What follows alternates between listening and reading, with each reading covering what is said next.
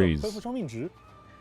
而在战斗之外，阿罗夏的探索天赋还能够标记。By the way, he has off-field 地图上 electro that 附近 follows you around, but the 看来， taunt is like a 阿罗夏能给旅 separate 行者在之后的 AoE 冒 in case you're 险带来 confused by 很 the 多帮助 AoE 吧。 thing. 没错。 The taunt 而 is 且 like a 这一次 circle 在 impact 推 thing. 进本次的 Yeah, 魔 we get 神 a 任 free 务 one 魔 with 神 the 怜 Archon 爱的 quest. 血国的 Yeah. 过程当中，我们也 Um. 可以直接邀请这位伙伴加入冒险队伍了。 Yeah. 当然了，阿 It's 罗 easier 夏 for 他可 free. 不仅是边境猎人啊，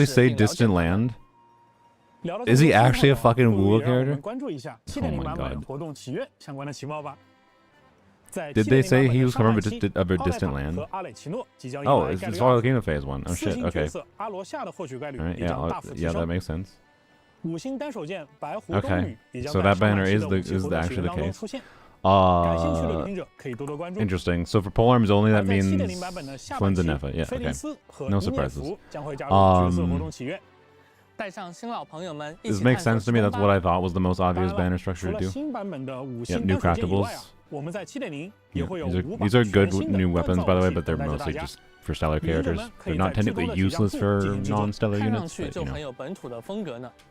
不仅如此，这一 New 次的 battle 进 pass 行系统 weapons. The， 我们也 pole 更新了 armor is 5 a 把 fab 全新的武 alternative. 器 It's really 供 interesting. 旅行者们选择。 The other ones are 此外， interesting. The 全 bow 新 is 圣遗 cool. 物血红之 It's 证 probably the 和 best 炉火 generic 熔炼 DPS 之 bow. 心也会在版本 So 开放之后更新。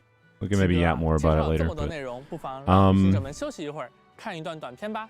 大家就休息一下。 let's take a 后 quick 续还 break. 会有开发组的同学为大家带来至东生态玩法相关的情报。请大家不要走开哦。 Nothing super interesting that they've announced so far, to be honest, but it's not problematic for any reason. Oh, they're showing the trading system? Yeah. Okay, I'm sorry. Did they show resin being put into the trading system? Because supposedly the trading system cannot put any like resin materials in it. Maybe it can. If you actually can put resin materials in there, that's more interesting to me. Also, this music does not fit the vibe, I feel like.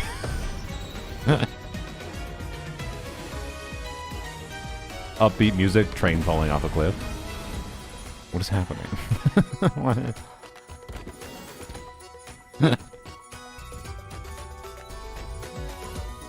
Music is so Russian? Okay. I guess that's, I assume, inspiration. Nice.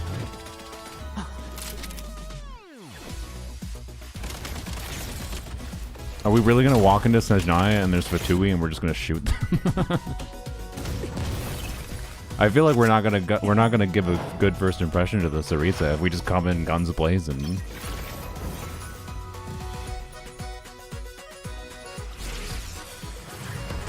Stellar Artifact said crit rate? Why are you confused by this, Sylveon? What do you mean? We've known it was the same as the Stellar Swirls or the Stellar Conduct set for a while.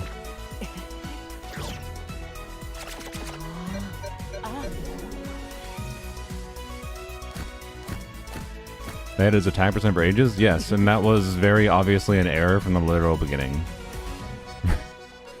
That was an error in English from the very start. We knew that, like, right away. The Chinese text was always crit rate. 旅行者们好，我是原神的关卡设计师阿川。 Level designer. Okay. Hello， 大家好， Scenery 我是 artist. 原神的场景美术莎莎。 Second 很 Ed 高 banners, 兴 Flynn's 能 and 够在这 Eva. 里和大家分享至东版本的精彩内容。大家刚才看 PV 了 We've 吧？ been killing Fatui 眼尖的 agents for 朋友 6 肯定 years, 已经 yeah. 发现了， Yeah, 咱们的 new 旅行者 outfits. 不光换了身行头，连手里的武器也更新 More 换 blue 代了。 outfits. I do. I don't know. The contrast I think is 不过 quite 我们 nice 想 with 给 their 旅行 blonde 者 hair, 们带 so I 来 do 新 like 鲜 it. 体验的初衷是一直没有改变的。 Miss Force. I passed. 虽然 I thought you 原 said 神 you 已经 missed 陪伴 for 了大家 semester. I 很多 passed for 年， semester. 但我 Nice. 们依然 Congrats. 希望每年都能给旅行者带来截然不同的体验。那到了至东， A woman, that's a first for these streets. Is that true? 是这第三人称射击 Is this the 玩法 first 这也是我们下了很大 woman 力气 dev 去 that's 尝 been 试，而 on 至东 this? 就是呈 Really? 现它的最佳舞台。 Oh god. 为什么这么说呢？ That's good, 先 I 从我 guess. 们美术的视角来看，至 I 东的 never 整体 considered 风 that. 格就充满了工业与科技感，而射击玩法就以至东 Shooting 所 up 呈 is 现 perfect 出 fit 来 for 的 the 这种气 atmosphere 质非常 Snezhnaya 适配。 evokes. Is it? 那从我们关卡设计的角度来看，至东本身就存在着像 Already home to 重身枪队 firearm-wielding 特甲 enemies. 队这样的持枪敌人， So that's why we're gonna go and 大家玩 blends, 起来也能更有沉浸感。 blends, 再加上 guns 至东 blazing 这 as 片 well. 土地上有一个名为 They 领 got 域的 guns, 特殊 we got 空间。 guns. You heard it here from Hoyoverse, everyone. If you travel to America, Americans have guns, so you should come to America, 当然了， guns at 我 the 们绝对 ready. 不会把一个玩法孤立的加入原神。没错，我们将射击玩法与元素反应进行深度融合，希望通过玩法乐趣的叠 Buns 加， blazing, 让旅 yeah. 行者体验到真正的原神式射击。但是这个目标也把我们带到了一个前所未有的挑战面前。这方面，阿川你应该感触 This 颇 could be 深吧？ like I think for like a story level it'll be enjoyable. To be 世 clear, 界游戏里首次做 I 射 just- 击玩法，就要兼顾电脑、主机、手机的操作体验，开发难度还是挺大的。 但比起开发难度的事儿，我们更在意的 I don't 是 know. 怎么才能让所有玩家 Raise your 都玩得 hands 开心 in 呢？ chat if is there anyone who's like, I really wanted Genshin to have 但也有 shooting 旅行者 gameplay. 可能是第一次接触 Like- 射击玩法，也有像我这样人菜瘾大的人。所以我们加入了 V 字瞄 Aim 和吸 assist. 附这样 Okay, 的 at least you can 辅助 turn 机制 off the aim 它能够 assist. 帮 That's 大家 nice. 更稳定 Because 地 oh 命 my 中 god, 目 the 标 aim assist in 可 the 以更 recent 轻 event 松 was 地享受射 stupid. 击的乐趣。可是 Not like it 那 didn't 怎么 work. 办 It 呢？ was 别 it 担心，我 like 们 you 在 could 关 just 卡中 very 设置 not 了 aim 掩 at the 体， thing 并 and 且 would 适配 aim 了 for 相关 you. 动作。 So it's 大 good 家 that you 可 can 以 turn 利 it 用 off. Is 掩 my 体 point. 进行躲避，或是翻越掩体接近敌人。I'm not seeing anything that's like interesting as far as shooting gameplay mechanics here. I still very strongly get the vibe this was entirely done not because they thought it'd be super compelling for overworld or anything and be innovative. I think they did this so that they could have a framework for FPS mechanics in Melee Astra Wonderland. The problem with Melee Astra and FPS mechanics is not that this couldn't work. It could be interesting. The problem is their netcode is garbage. And so like, even if a dev makes a really good game, let's say you make a battle royale, I don't know if it can support that many players, but let's say you make a battle royale with Genshin's gun mechanics, make a Apex Legends. There's a framework here that you could think that could make sense, right? I don't think the netcode is going to be good enough. The netcode is bad. But anyways, on an overworld level, it could be an interesting gimmick. It's just, we'll see. 1 million points. Wow. And yeah, here you go. You find all you people who wanted new weapons in Genshin, you get guns.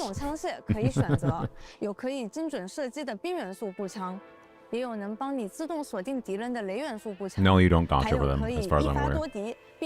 Yeah, like using the reaction system for gun mechanics is like, it's cool out of baseline. It could be interesting. It's an event? No. I mean, I'm sure they'll use it in events, to be clear. It's more for marketing.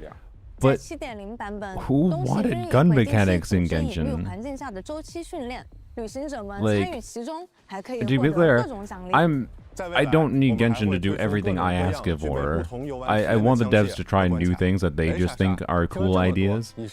But this doesn't feel like they're letting the dev team have an innovative, cool idea for a new gimmick. They're just using generic, like, gun game mechanics, right? Like, it's probably going to be super whatever to me. That's my prediction. I think it's going to be super whatever, but it'll be novel in the framework of, like, novel for Genshin, which is cool, but not memorable in any meaningful way, is my prediction.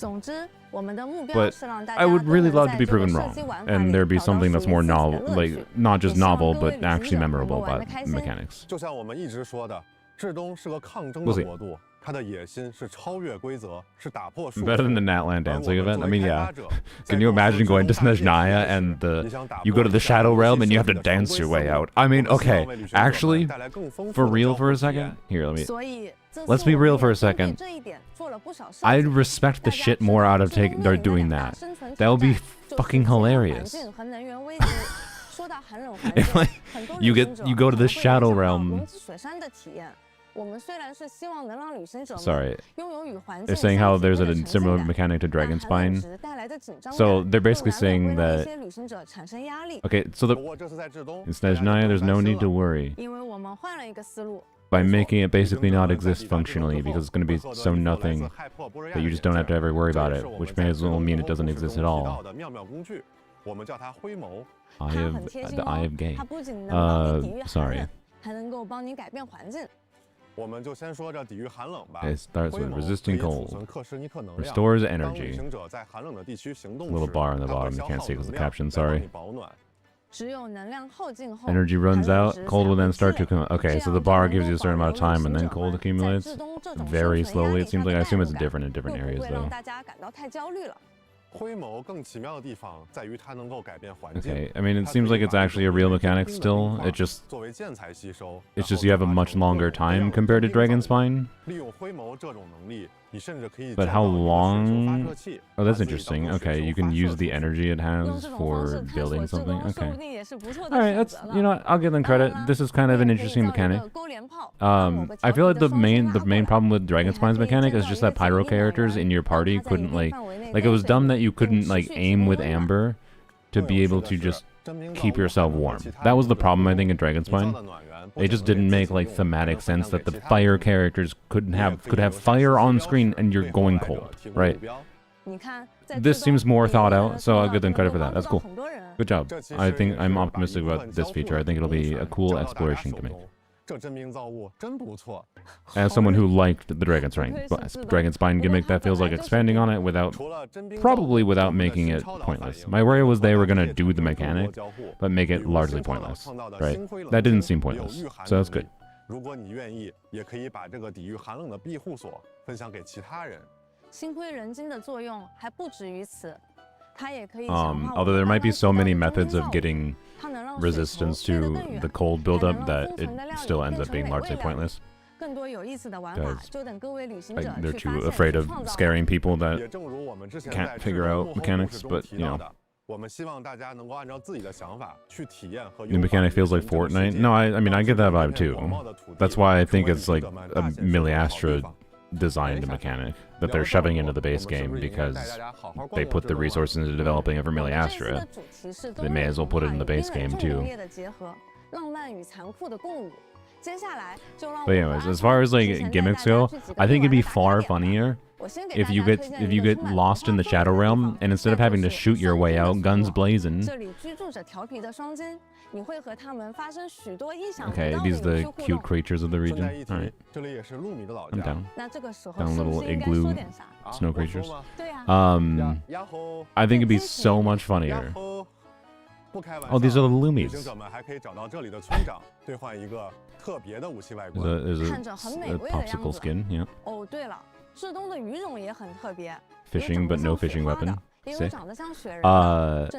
Fish looks like snowman. Okay. The furries. Is it? Why is it? Wait, sorry. It was fishing with its tail? It had its tail in a hole in the water. It was fishing with its tail. Skin isn't from an event? Yeah, I noticed that. Puppers. I don't know. A freaking dancing, I don't know, dancing our way out of the Shadow Realm would be far funnier than guns, though. That's all.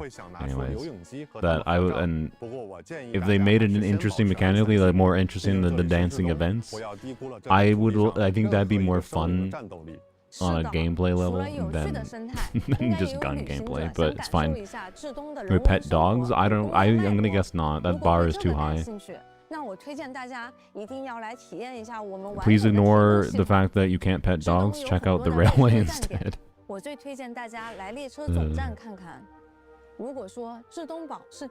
think I'll like the train a lot more than I like the stupidity that was the aqua bus, for what it's worth.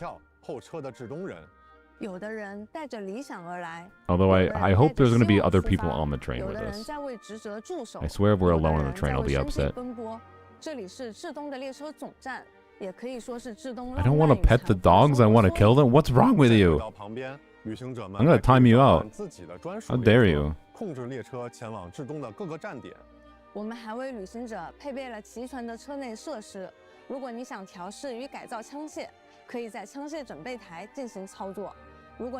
even said that? Some random fucking YouTube chatter. Is it Palouse? No. Palouse would have said that when they give me $100. Alchemy is strictly forbidden in Snezhnaya. As descenders, we have our own way of doing things. I'll do my drugs if I want. I don't know why, that's the vibe I got from that.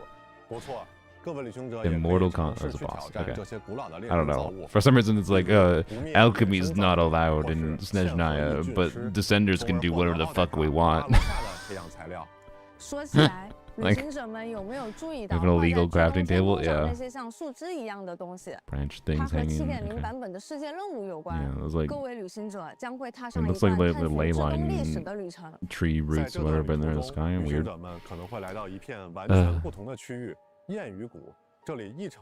Unusually warm there. I really like the colors there.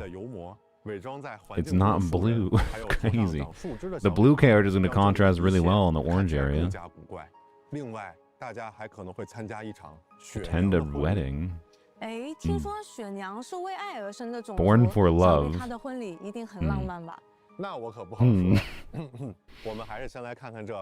She looks dead. I mean, that's people that only love in their life are basically dead inside.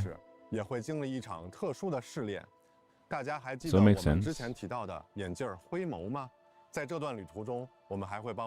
don't know what kind of joke I'm making there. I thought someone would come to me. Is that what the Saritsa is? Maybe, yeah. Wow, FOMO gems. So far, 7.0 is truly innovative. They're really doing some boundary pushing in the gacha space right now. Intricate puzzles or moving stories. 在至东这片童话与工业交织的国度，都 I 能 hope 找 they 到 are. 属于 I 你 mean, 的 look, 冒 the 险 moon made me 伙伴。 quite optimistic for their exploration. Like, the moon was very linear. That was the main disappointment. Like, I think that it was unnecessarily restrictive. It could have been more open. And it was not very open. But they kind of nailed everything else about that. Like, it feels like a minor complaint. And I think Snezhnaya is going to be kind of the same way, but hopefully more open. Is my hope. So, I don't know. Will they announce the anniversary? No, because there was no 0.8 patch, so the anniversary is 7.1, I believe. Seluna hating live. Was I hating? I mean, I'm just poking fun that, like, I don't know. I've been yapping recently about how I feel like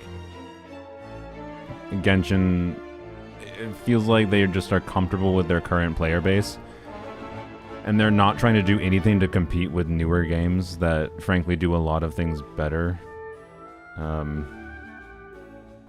like, you know, can we go back to last year and how they had streams where they literally, like, had lines saying, like, players think we're only doing things for the money, and then they immediately talked about a feature that was basically only existing for making them money.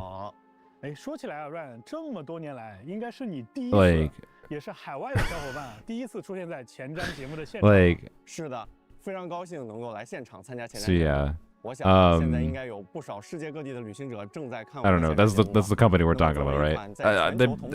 Hoyoverse makes good games. There's not that many. There's a lot of gacha games out there, and not many that, in my opinion, are high enough quality to justify the monetization system. Genshin's a good game. Don't get me wrong, but you know, I don't feel like it's very competitive in the current state of other games. That's my vibe. 不妨就一起先看一看至东的版本活动吧。 哎，几个， Great 我听 expedition. 说这次为了促进各国冒险家的友好交流， A unique tournament. 冒险家协会总部 Tournament 在 arc? 至东举办了一场前所未有的赛事。 I'm down. 那这一次啊，我们的老朋友 I don't know. I have no idea what 协 this 会的 is. 分会长兰姐已经在现场摩拳擦掌了。哎，我看迪奥娜也来了。 Why the fuck are you here? 来寻找调酒材料的。 她同时啊，也是这次赛会聘请的调饮 She's 师。 a mixologist hired for the 这 tournament. 次赛事的独特之处啊， Okay. 就在于它没有历史经验可以参考，对于所有的冒险家来说都是全新的挑战。这是因为啊，这一次参赛选手将亲自驾驶列车。 The tournament is train piloting? They're on rails. I mean, I'm not trying to like discredit real life train conductors or anything. 没错，那旅行者们呢，为了处理这些 But- 危机情况，可以通过换挡来控制列车的加速度。 Actually, there's a recent train game, Densha Attack. My friend was playing it. That's the kind of stuff I'd like to see from Snezhnaya. What if Densha Attack in Genshin? That's, I mean, compared to Densha Attack, that seems like the most boring train gameplay possible. There's also this like simulation style game from Japan that I've seen that only has like a Japanese version. I forgot what it's called. It's not Densha Attack. It's like just like a train simulation thing. It's actually like good. It's kind of like an interesting game. It's like Flight Simulator, but for like Japanese train systems. It's like I don't know. We'll see if that's an interesting gameplay mechanic. I was down for a tournament. I don't know if train tournament is that interesting to me. But maybe there's something interesting there. 还是放进乘歌服收藏，这都是一个非常不错的选择。那如果旅行者们抽出的这些部件有富余，也可以将它放进寄物装置，分享给其他有需要的旅行者。 多多交流，互帮互助。 Yeah, typical like card sharing, make some cute cosmetics thing. Yeah, sure. 由冒险家设计的隐喻演练，用枪 Oh, 械。 sorry, I forgot to increase the volume back 参与 after 这 I 些活 lowered 动 it. 呢，旅行者们 My 都可以 bad. 获得包含原石和培养材料在内的丰富奖 Chemo 励。 gems. Wow, we get to aim at a thing while it's frozen for 10 minutes straight. Shao, child. Hey, there's the child buff everyone wanted. Blue and 而在寄生召唤中，杜林、雅克达、无 you 相 hold 之 her 水的卡 card. 牌将加入牌 Yeah, 组。 and Durin. 部分角色的魔导天赋牌也会加入其中，欢迎旅行者 Now 们 that we 体 can 验。 understand it. 另外呀， Someone else wanted it louder before, so 至东风格的牌 this 位 looks filler. I mean, they're 那这 talking. 下牌手 So 们终于 okay, 可以集齐提瓦 they're 斯 running 所 through 有 this shit 魔导牌位 quickly, and that's a good thing because it means th're actually going to talk about new things. Like The pacing here seems fast. It means they're actually going to talk about better things here now, hopefully. We'll see. Or they're just going to end the stream really quickly, which would be surprising for the 7.0 stream, but I don't know. 旅行者也可以通过冒险笔记更快捷地前往对应的区域，或者获得对应的奖励。听起来这个是方便又实用啊。是的。 这样一来啊， just a new UI for story, so it's cool. 还可以帮助旅行者了解故事的脉络， Definitely seems better. 更直观地看到至东这片土地上正在发生什么。而在冒险之证当中，我们也优化了圣遗物秘境的 Going a bit too fast to keep up, yeah. But I think that's because they want to get on to talking about other things, so they wanted to speed through like the random little fluffs. I hope it's not just them spending 20 minutes on Miliastra Wonderland, though. 我们将进一步提升 Surely not, guys. Right. 方便各位旅行者探索和记录有价值的 Right. Surely they're not just going to talk about Miliastra for 20 minutes. 旅行就是这样一件充满了成就感的事情啊。是的。接下来是幽静微战相 Or 关 the 7.x concert. Oh yeah, they normally do that. I forgot about that. 更新后，我们将在常驻 That's cool, to be clear. 当中新增一套全新的武器外观。 也就是说， Wow. 这个版本开始起，达成挑战的旅行者可以从过去 Those 和现在所有的外观当中。 任意选择自己喜欢的外观来搭配了。那么也就是说，从7.0版本开始 Don't look that much better. 完成绝境关卡 Sorry. 旅行者就可以获得2套很好看的外观喽。是的，是的。那今年旅行者 I mean, they look like they probably have a little bit higher detail, so they probably don't have the really low resolution problem. Maybe I don't know. I'd have to see them myself in game. 没错。 Cool. The problem is that they're not different colors. They don't matter, in my opinion. If they're different colors, then they could actually match different kinds of characters more. But like, yeah. Cool. They announced basically no changes other than new dire skins. Truly the change everyone wanted for dire difficulty. Okay, here we go. I'm calling it Arlecchino going to be included here. It's not resetting, but they're adding Fontaine characters, and Arlecchino is included. 因此，新一期的例行修园 Fuck. 将在现在可选角色的基础上加入 And Mizuki's there. God damn it. 有不少角色呀。没错，我看还有一些获得了魔女密室的角色也加入了可选范围。是的，是的。那就像去年我们说过 Emily's there, yeah. 旅行者们的一举一动都会。I think that's such a stupid business mistake. Like, I think there's like if they. Okay, how many people in chat would have considered pulling Arlecchino? So this is particularly for the people that aren't like Arlecchino owners.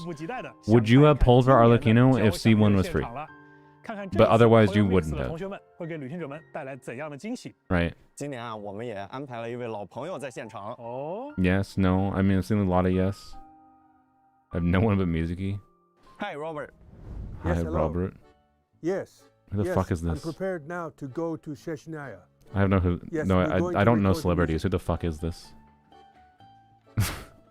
It's been a great pleasure and wonderful. Am I supposed to know this opportunity to work with person? The Mioyo composer? I see. and Okay. Genshin Impact over the last, golly, So what is he's it now? worked 4 on or 5 Genshin's. years. It's a pleasure to Okay, meet you cool. all. We're currently recording music for the Snezhnaya. This year's music gives a completely different feeling. It's more solemn and emotionally charged, which actually requires the composers Yelan to Kazo and capture Alhaitham not very added? Yeah. delicately in order to bring it to life. Okay. At this point, any character that's like moderately popular enough that they think they could continue making money from, they're not gonna put on the free con thing. It seems to be the conclusion. Like, I thought that Arlecchino C1 would be given on there because of the fact that there'd be a very non-zero amount of people that would more strongly consider pulling Arlecchino, simply because her C1 for free is enough of a difference maker to make her more worthwhile to pull for, and more of a safe pull. Which I think is fair, right? And I don't think it would meaningfully change the likelihood of different kinds of people who would already have considered cons in the first place. Final conclusion, I can't get a con on a character I already have after one reset. We'll go and double check the section. Okay, actually, well, okay. Do we want to watch the... I might watch this myself later, or do we want to just... I assume they're... Are they done? I don't know. Just pull who you like? Yeah. Pull who you like. Like I said before, that Arlecchino, even regardless of C1 being hypothetically free or not, was whatever, was, like you shouldn't stress the difference between the DPS of Arlecchino and Muika. I vastly prefer Arlecchino over Muika. for a lot of reasons. Really well for the instrument, but also but yeah, no. I know that some people in the community, for some reason, gaslit themselves into thinking that they would the free con thing would reset, but that, from my understanding, spawned from someone submitting an email to customer service asking that, and customer service misunderstood the person's, because I saw the exact phrasing of the post and everything. I think the customer service agent was pretty specific in their response to things, and what they were referring to with the reset in that response to the person that sent the email was not that it would reset, you could choose the same character, because that's not what they said.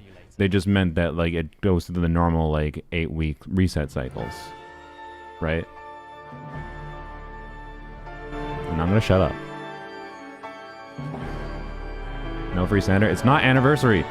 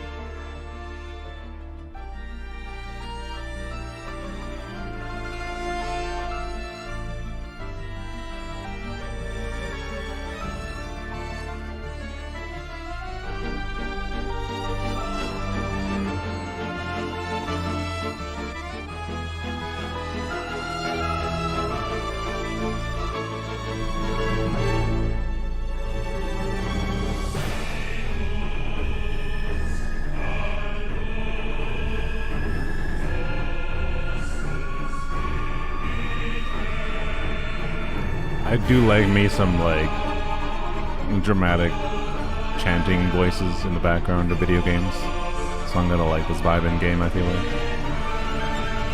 if this is somewhat present in game, not just like as a one-off character theme. To be clear, Rosaline's theme, yeah, but there's not just that was present in.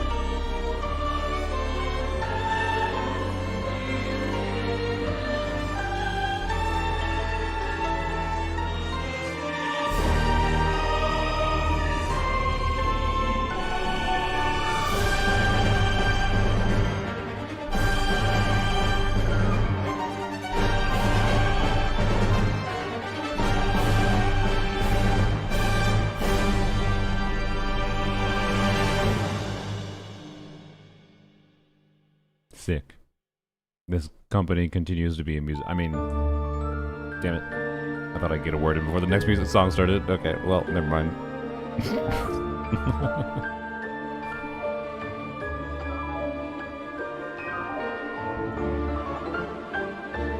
Yeah, I hope this is battle music. If this is battle music, that's some good battle music.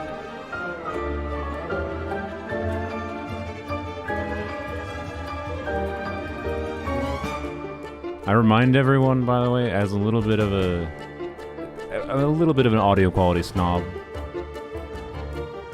I only wish to know that YouTube audio quality is shit garbage. If this sounds good to you through YouTube, it will sound really good in the actual game with a half-decent pair of headphones. What is that instrument?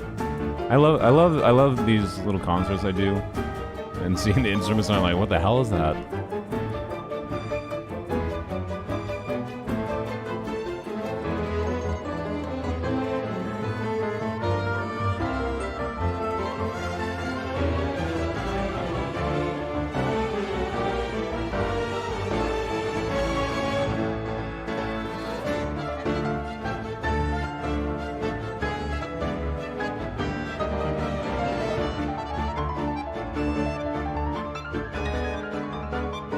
I really hope this is the battle theme.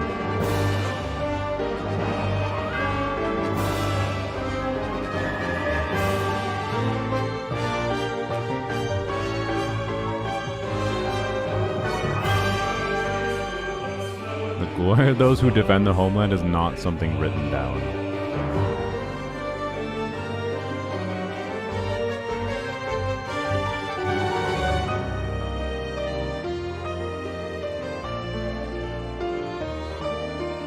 Not Cry Tops. I mean, Not Cry's music was very good, yeah.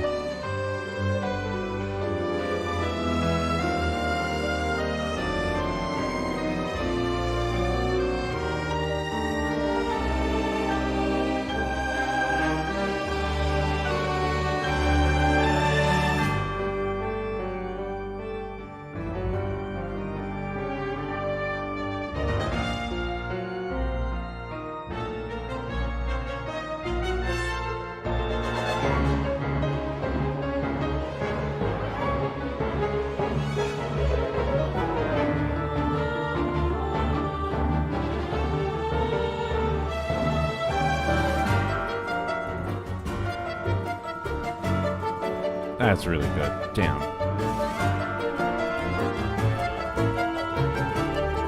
Oh, fuck me. This might... I'm gonna have to feel it in-game a little bit, but, like, this might be my new favorite battle theme in the game. Holy shit. It feels so... I don't know. It's real good.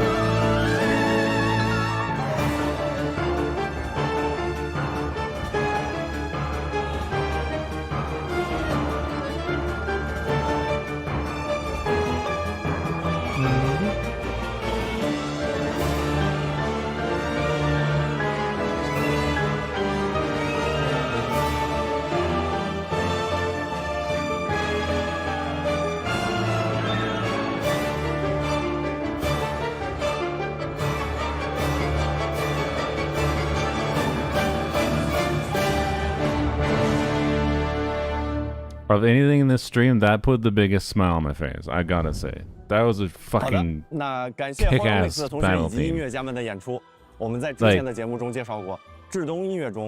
here, YouTube chat.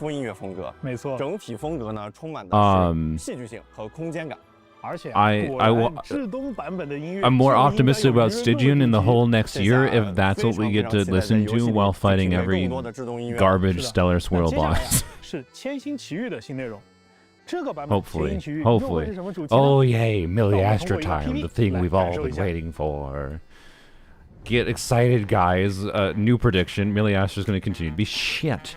And they're not going to mention a single... Sorry, I've become a hardcore hater of Milliastra since it's very clear how much they hate Classic Mode, aka the mode that has all the potential in the world to me, that they intentionally seem neglecting.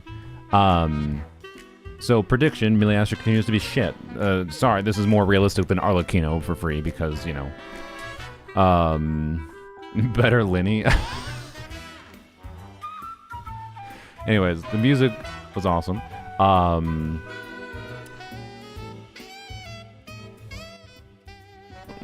So I don't know. I look forward to the music. I've been passively curious on what it will be like in Snezhnaya, and I'm looking forward to it.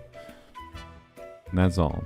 That definitely that battle theme put a meaningful smile on my face more than anything else in this stream, because the rest of the stream was just pretty formulaic Genshin live stream announcement type thing. So far, I'm trying to pay it as much as I was hating on Miliastra. I am paying attention in case Miliastra they are actually mentioning something. Oh, shooting gameplay! Wow, what a surprise in Miliastra. These skins cost the same as a 5-star, more. I'm pretty sure functional. Well, depends. But doesn't IT reset in 14 hours? Yeah. Anyways, people can make cool things in Miliastra, okay? Like, why? Because people can make cool things. That's why cool things can exist in Miliastra. Receives support for shooting gameplay in the future. Wait, it's not even gonna have support for the shooting gameplay right away? Okay. Spooky Summer Adventures. Cool people make cool things, yeah. Like, you shouldn't just like blanket hate Miliastra and never play anything Miliastra. I don't like Miliastra at this point, but I'm still willing to play things that I think are fun.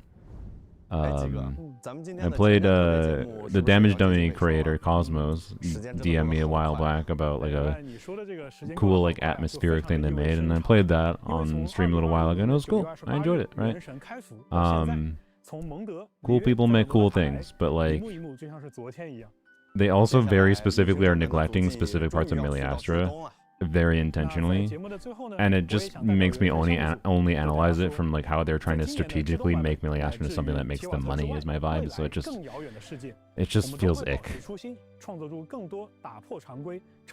Continue creating content that breaks convention. Yeah, that's definitely what you do for Genshin, sure. Says the company who's like, look at our shooting mechanics that are not innovative and in literally any way whatsoever, and that we're adding to Genshin Impact as the thing to sell as a gimmick in the new area. Sorry. I can't take them seriously sometimes. We're so innovative. Look at us doing the most generic gun gameplay ever. Not literally ever. There's worse gun gameplay in other games, I'm sure. But you know what I mean. Yeah, I saw Vark cosplay. I mean, I think there's cosplay of every character in the game right there, but... 希望每一位旅行者都能在即将到来的7.0版本玩得开心。那我们8月12日至东见。Alright, cool. No, yeah, it's not the anniversary. Yeah, guys, it's not the anniversary. Like, I don't blame you for misunderstanding, because normally, like, anniversary whatever rewards, it was like 0.0 patches in all the recent years. But like, also, does anyone have the codes? I'm down to, if you can put the codes in one message, I'll pin them in the chats.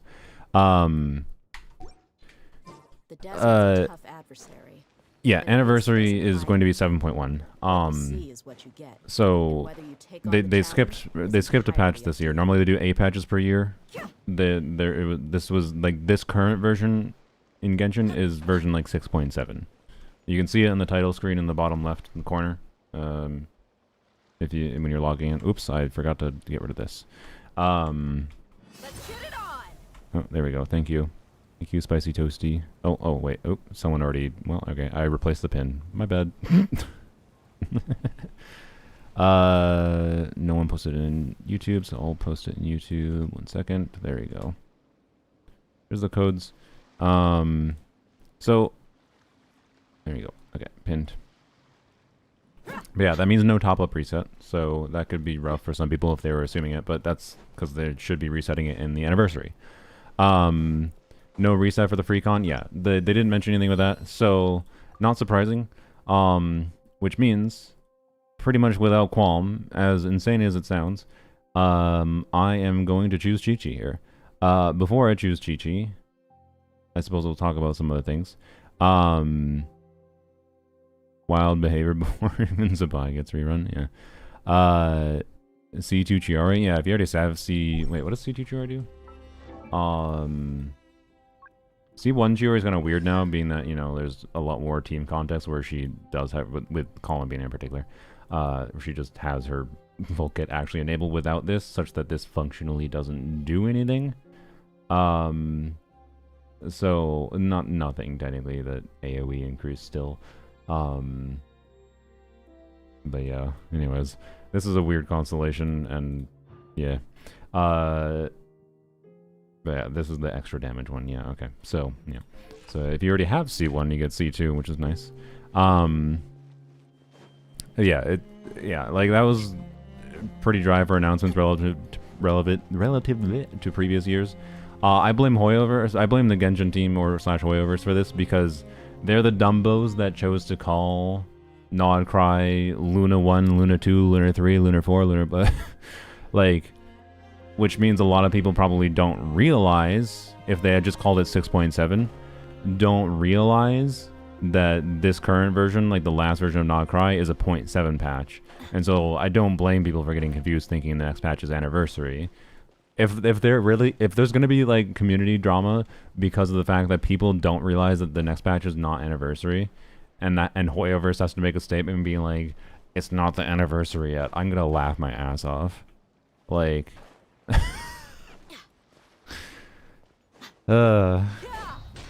like, anyways, game came out in September. I mean, yes.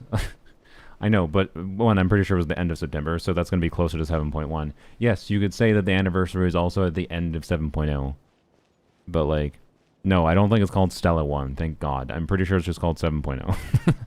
Thank fuck. Thank fuck they abandoned that shit. God, it was so dumb. Like, I couldn't remember half the time. Play a Myriad Melody song. What the... That's a weird time to...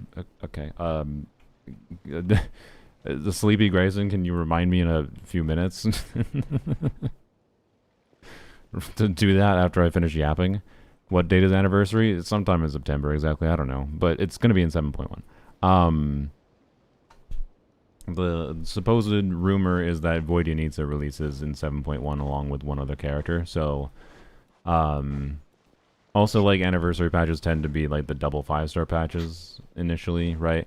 We're not getting a double 5-star patch initially in 0.0. We're just getting one 5-star. So again, like, that lines up too. Like, they're doing anniversary rewards and whatever, and top-up reset, blah, blah, blah, blah. The interesting thing will be, like, how much extra Prima Gems is there in 7.0 patch? Because normally, like, anniversary patches have, you know, a little bit of extra rewards from them directly, like in the mail and whatever. But then they also have the, like, new areas that get added. They're not, presumably, maybe, I don't know, I guess we don't know, but presumably they're not going to add more, like, explorable area in 7.1, so it's, I don't know, we'll see what which means normally that's like a lower, no new area means lower pull count patch, so if it's a lower pull count patch, but it is anniversary, that means might feel like you get the pull resources equivalent to what you get in exploration patches, but also might make both 7.0 and 7.1 individually feel less than normally anniversary or 0.0 patches have felt to you in the past. So, anyways, but yeah, there was not really that much that was that interesting, honestly, as far as, like, new things. Like, I mean, they showed new mechanics with exploration. Like, it was just a very, very normal Genshin stream. It's a very normal Genshin stream.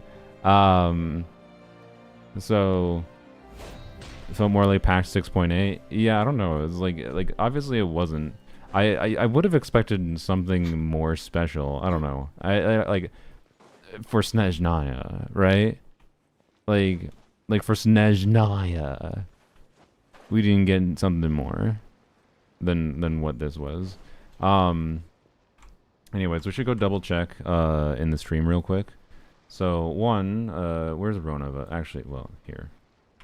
You can smite me if you want, Hoyover. So I'm going to the Leak subreddit because the Leak subreddit does a good job usually for doing this. Danica is Electro. Okay. Interesting. That wasn't like a I hate Electro character sound. I like Electro. That was like a I'm confused what this character's kit might fucking be. Yeah, that is a linchpin, I believe. So interesting. I don't know. She would be my favorite design of the character so far if she didn't have that weird ass fucking like open front skirt. Like I'm sorry. And there's probably people that'd be like, oh, but like doing a full skirt is like hard in video games because of clipping or whatever the shit. I don't. Which if you're gonna claim that, like, oh, the Genshin can't do a front like a full skirt because whatever bullshit reasons, I will log into Enfield and I will glaze the fuck out of Zaihi's design. Don't make me do it. Anyways, regarding future story after Snezhnaya. Oh, well, no shit, Sherlock. Ooh, well, big surprise, guys. They're gonna go outside of Tevat, potentially a future story. Who could have seen that coming? I hope that one day they'll be Flynn's Linnea Baskin Robbins collab. Let's go. Cool. As always, for some reason, the skins that you would actually be wanting to pay for in Genshin are like restaurant or other. Well, I guess these aren't Baskin Robbins is an ice cream shop, but yeah. Anyway, cool. I guess Media. I originally said this dude was probably a 4-star when like the original like reveal stream. No, he looks 5-star now. He looked 5-star. I actually like his design a lot more in game than when he was shown off initially. I will say. Isn't that YSG skin? That's true. It is kind of like YSG skin, but not as much of a dress. But anyways. Oh no, he has gray hair. Yeah, I like the like messy like I'm not gonna lie. You know, you know what the vibe of this is? It's like sexy Einstein hair. I don't know. That's the thing that pops into my head. It's like sexy Einstein. I don't know. Like draw anime sexy Einstein and this is what you get. Right?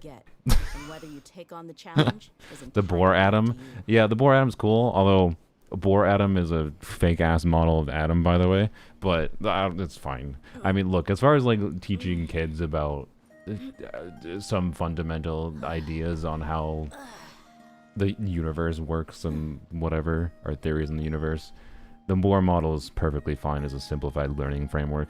As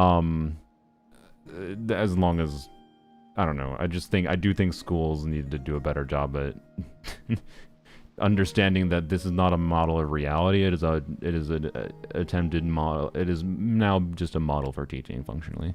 Anyways, Boar model's ass. But like not doing the Boar model is like complicated. So like, you know, anyways, you don't start off like trying to teach kids about atoms by showing electron orbital shells. Okay. Anyways, orbital shell, is that what they are? It's not orbital shells because they're not orbiting. It's just electron shells, right? I don't know. It's been a while. Sorry. Whoever pays the most. Anyways, the world familia. What is the world familia? I don't know. Anyways, I like his design. So yeah, that's cool. Do we know what his vision is?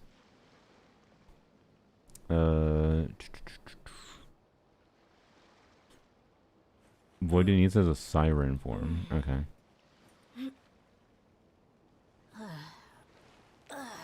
Wait, what is that? What did they get that in? I don't know. Whatever. Okay. Free Diona from the main event. Oh shit. Big. He's Electro? He's Electro? Okay. Bro, that's a lot of... Oh, I see. Oh, goddamn, that was a catch. That was a catch on someone. That I believe is an Electro linchpin.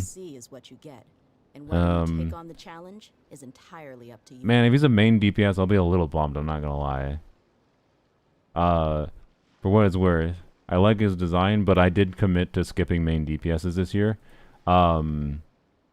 We can't tell for sure yet. I guess that's fair. It might not be a linchpin, but yeah, that's a lot of electro, which is interesting. Free Diona, I risked 40 pulls to get her last copy for C6. Oh yeah.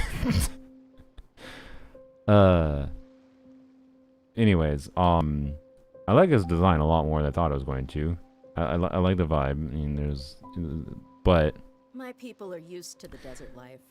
But still, no animo. Yeah, like what the fuck, actually? So okay, there's been instances before where like they accidentally had a vision be visible in like some kind of publishing like content, but it's never been in-game like model renders. It's only been like where like there's a character that like I don't remember who it was, but like someone had like an animo vision and then they weren't an animo character.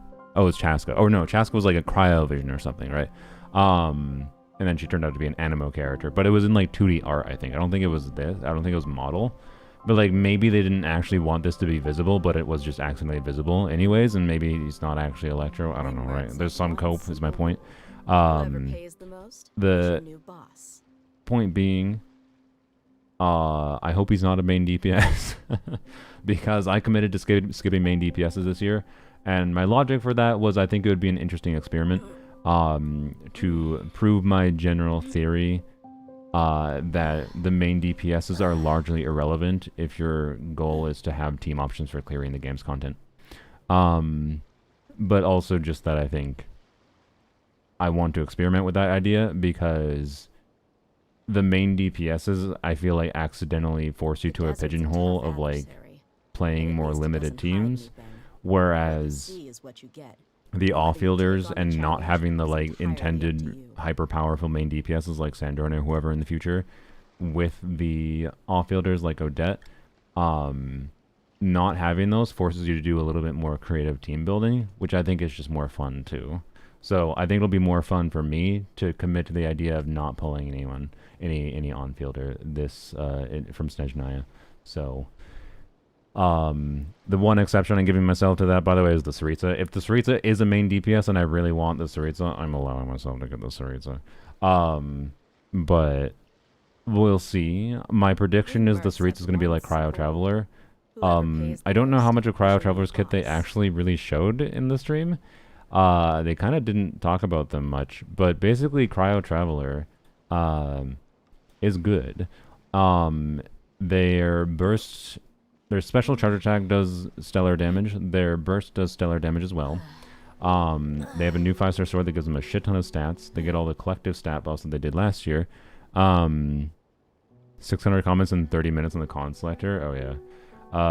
We'll check the comments in that in a second. Oh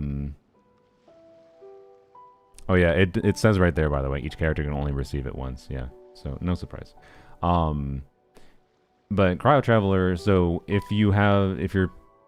so Stellar Swirl and Stellar Conduct are kind of exclusive. They can work together from my understanding, but the current expectation is that you're not going to particularly easily be able to like have Yai in a Stellar Conduct or a Stellar Swirl team, which I think is really boring because like that just reduces team options arbitrarily because they design these things to work in a way that makes them kind of conflict with each other. My people are used to the There's probably going to be ways to get them to work together. You got Sandrone? Fuck no. I enjoy Yai enough that I don't give a shit about Sandrone. Like, I know some people are confused by that, but like, if you want to play Sandrone, you have to play Sandrone. I'm not gonna pull Sandrone for Yai. I'm gonna get Odette for Yai, so I'm gonna do main DPS Yai. No, Sandrone is honestly the most whelmed I've been on a character kit in a long while, frankly. I think they've done a good job, and like Sandrone feels good to play. I don't hate her, to be clear, but like she feels like a more refined Nubulette, and that's cool. I fundamentally, though, really disagree with their approach for a lot of things, and that kind of overly pissed me off with Sandrone and how they are going about buffs in particular with these stellar buffs. It's not bad that characters are getting buffed, but anyways, whatever. I don't want to rant about it right now, to be honest. Point is, I'm not pulling main DPSs this year because fuck their main DPS design structure is the overall simple explanation. I think I will have more fun with the game, and it will be an interesting experiment to commit to skipping every main DPS other than the Saritsa if I want the Saritsa. But I don't. The point is, Cryo Traveler though is a both support with one reaction and a DPS with the other reaction. So an on-field DPS. With Stellar Conduct active, they're intended to basically just be an on-fielder, and not like a super compelling on-fielder, but they're decent still. Like they're not as strong as Sandrone, but they're also not bad. But then they are off-field, an off-field focused unit with Stellar Swirl. And so this means you might have seen floating around like people talking about Cryo Traveler, Odette, and Mizuki together, because Mizuki is going to be able to do Stellar Swirl talent damage. Mizuki is a Stellar Swirl main DPS. And she's quite good, especially if you have C2. And now with Mizuki being on the Consulector thing, that means a lot more people might actually have C2. Not me. I have C nothing. So, anyways, point being, off-fielder focus for Stellar Swirl, on-fielder focus for Stellar Conduct. I think the Saritsa is going to have a similar gimmick. For which reaction, like, are they going to be main DPS Stellar Conduct and off-fielder with Stellar Swirl like Cryo Traveler? Or are they going to be main DPS Stellar Swirl, off-fielder for Stellar Conduct? I don't know, right? But that's my prediction for the Saritsa. I think it's going to be Cryo Traveler like, but big. So yeah. But at least it doesn't hide. Anyways, Valerie looking very 4-star. Oh yeah, for sure. Pulcinella model. Pulcinella looks more like a 5-star than Valerie, sorry. Yeah, Danica, like, God, fucking, like, cut out in the front, man. I don't know. The Saritsa's model is just, seems very high detail. Like, yeah. Contrast that, where's Valerie?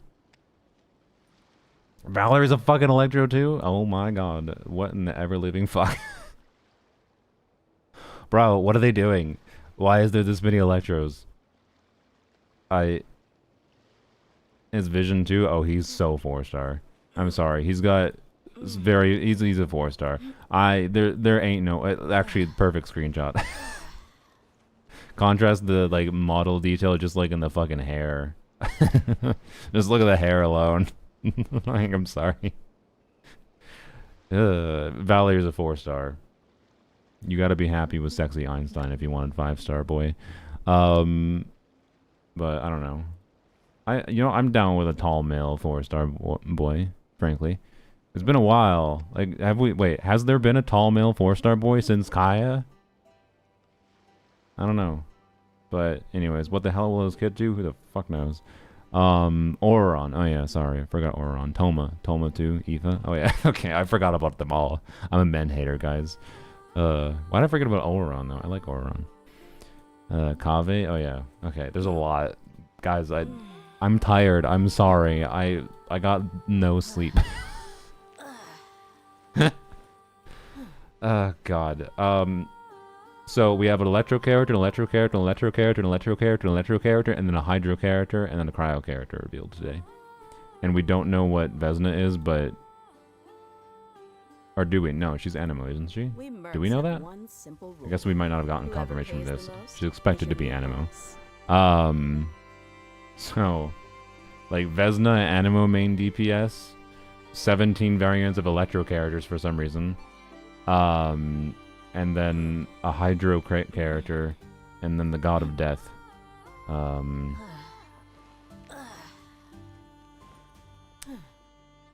We didn't exactly get her model in full detail. You think she's gonna be playable?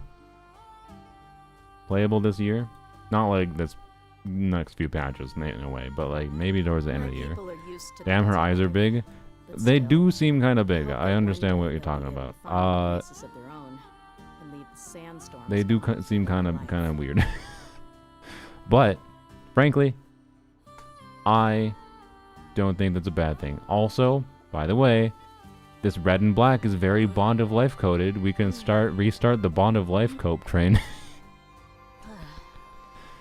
She looks flat? You mean like what? Like her shading? I think that's just like the lighting situation at hand in this trailer. Like it's very red in the background and she's red coated and what they're going for presentationally. I don't know. Anyways. I don't know. I don't know if she's actually going to be playable. Bond of Life's Varied Death? Yeah. I'd be down if she's another Bond of Life character though. Bond of Life support for Arlecchino. Yeah, that's why C1 Arlecchino isn't given for free, because Ronova is an Omega buffer for Arlecchino. I don't want this to be clear. If they release a hyper-targeted Omega buffer for Arlecchino, then like it just means then the entire conversation about around Arlecchino is be like, oh, do you have Ronova for her? Then she does 8 quadrillion DPS. If not, like I fucking hate that shit. Don't do that. Fucking hate the design of like designing hyper niche force team slot characters, but. Yeah, and somehow, yeah, not beneficial for Clorend, I'm sure. Yeah, exactly. But anyways, I don't know. As far as like big old cloak, red and black and white design, I don't know. This is like Arlecchino, but ugly. Joking. This is Arlecchino, but slightly more boring. That's my vibe. Like Arlecchino is a 10 out of 10 design. I would argue maybe my favorite design in Genshin. Maybe I don't. Yeah. But yeah, Arlecchino, but a little more boring. That's the vibe here. And weird big eyes. And somehow if she is playable, instead of having this long, like, what do you call it? The back part here. I guess it's a train, kind of like a wedding dress train kind of thing, but not. I don't know if that's the right term for whatever this is. If she is playable, I almost assure you somehow they're gonna cut that off and you're gonna be able to see her ass or something, because that's how gacha design works for some reason. So yeah, imagine having those eyes on her back constantly obscuring your vision while you play as her. Honestly, I'd be down. Do some weird Garing visual things. I'd be down. Now is Piero playable? No. Why? Because we want him to be, and therefore he's not. I don't know. I don't think he is. He has facial hair, so no, yeah. I want him to be playable because I like this design. But facial hair is illegal. But I don't know. Like, the thing is, one of the things, like, you could have hypothetically thought, like, you know, before they revealed Snezhnaya characters was, like, maybe all the non-remaining Fatui Harbingers, like, we'll get Piero, we'll get, Black Baiju, I forgot his name, we'll get, the Goblin Man. I'd be down for, like, this dude's definitely not playable, but I'd be very down if he was, right? Like, all kinds of weird, like, maybe we would have just gotten a lot of Harbinger kits in the Snezhnaya year, right? Pantalone, right? Like, there's some logic to that. We're like, oh, it could have been cool that, like, Snezhnaya is just we get all the Harbinger characters here. But that's very clearly not going to be the case with because they're just following the typical format where they're just, like, releasing a bunch of characters that we've never seen before. And that's fine. It's just the same format they've always done, right? And it makes me even more strongly think that, like, I don't know, this dude, for whatever arbitrary reason, he's gonna be another Capitano situation, whatever. So, yeah. We'll see. We'll see. But yeah, I don't know. Odette's kit, by the way, I think Odette is going to be... Jesus Christ. Especially with 17 Electro characters releasing. Look, with the possibility of the Sarita being maybe a support, but again, I think she's only going to be a support in some contexts, and the Sarita might end up being focused towards, like, Rhymegrass, who knows, like, right, I don't know, like, they might both be relevant as off-fielders if they both, or Odette does off-field things, if the Sarita also does off-field things. My prediction is Odette is going to be...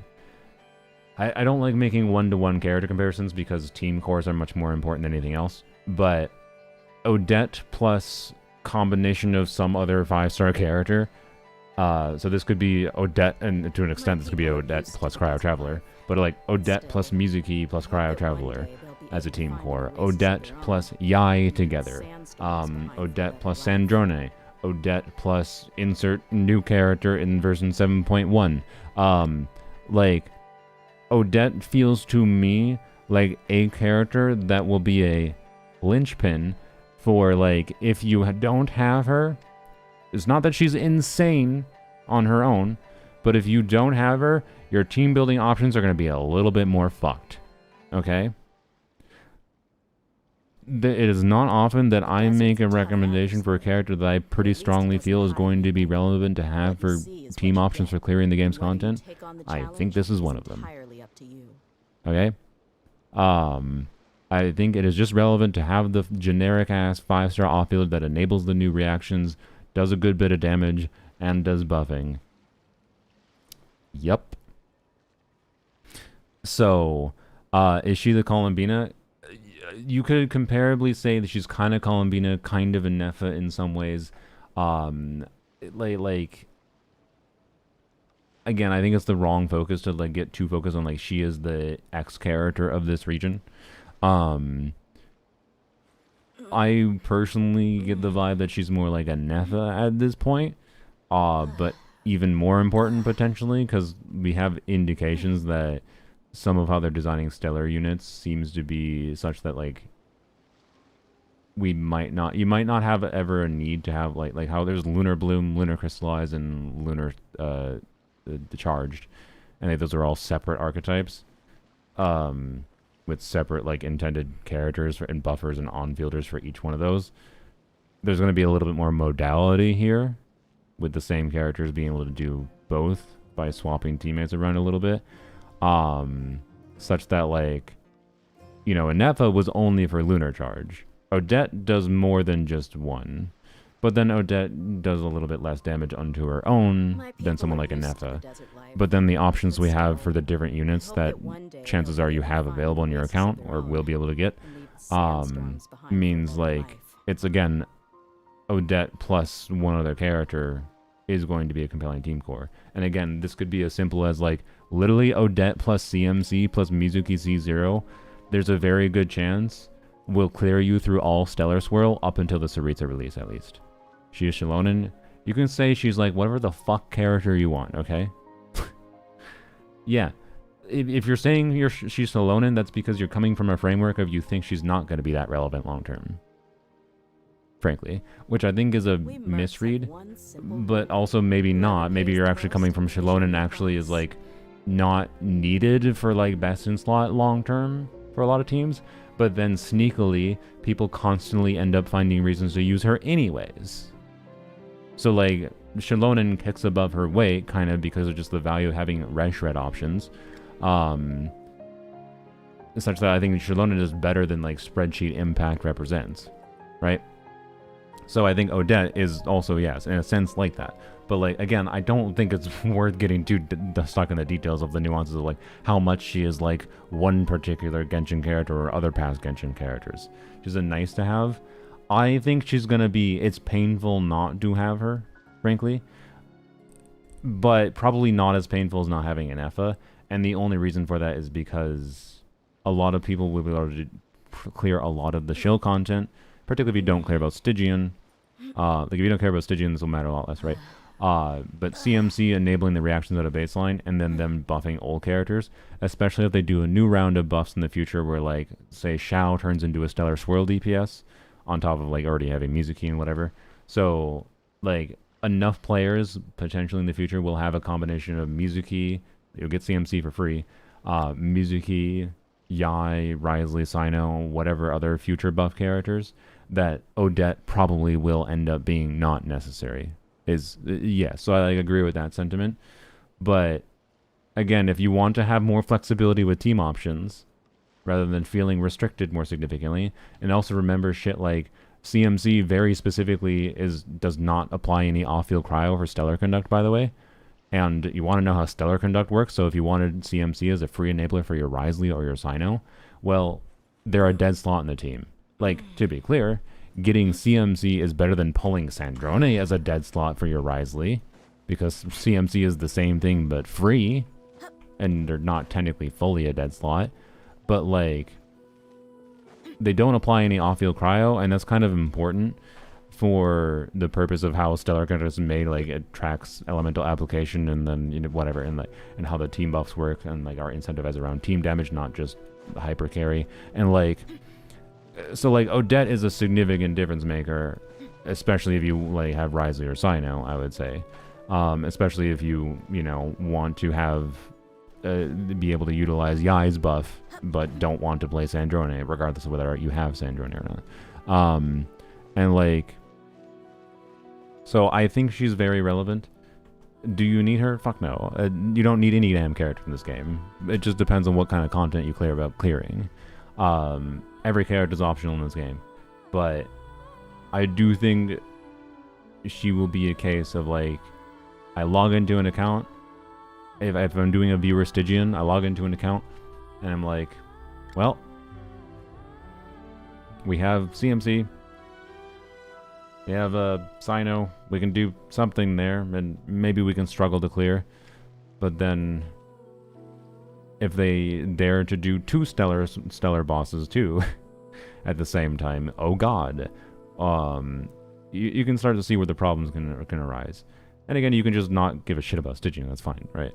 So, my people are used anyways, to the I think Odette is very relevant. But still, I hope that one day they'll be able to find if you more care pieces about of the their ability to own. clear Stygian in particular, I think she is Sandstorms behind a very, very safe pull, is my prediction. And there's not many characters I feel that way about, but if you hate her for some reason, you can get away with not having her. But just expect you might have a little bit more issues clearing stellar shill content in the future. So, anyways, but like, especially if you already have Sandrone, realistically, you probably have less need for Odette. But also, if you have Sandrone, you probably want Odette more because you got Sandrone, right?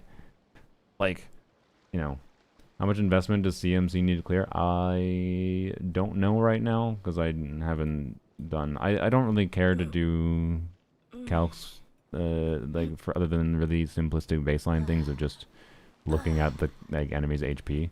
A CMC Mizuki Odette team should be able to clear the new Stellar Swirl boss, or not Swirl, sorry, Stellar Glimmer boss, in Stygian, I believe.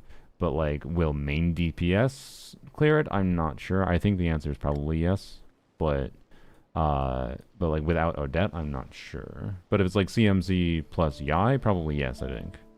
But then it's going to be dependent on your investment into Yai. So it depends what team we're talking about, exactly. So I don't know, Mom. And I don't know because I haven't fought the enemy.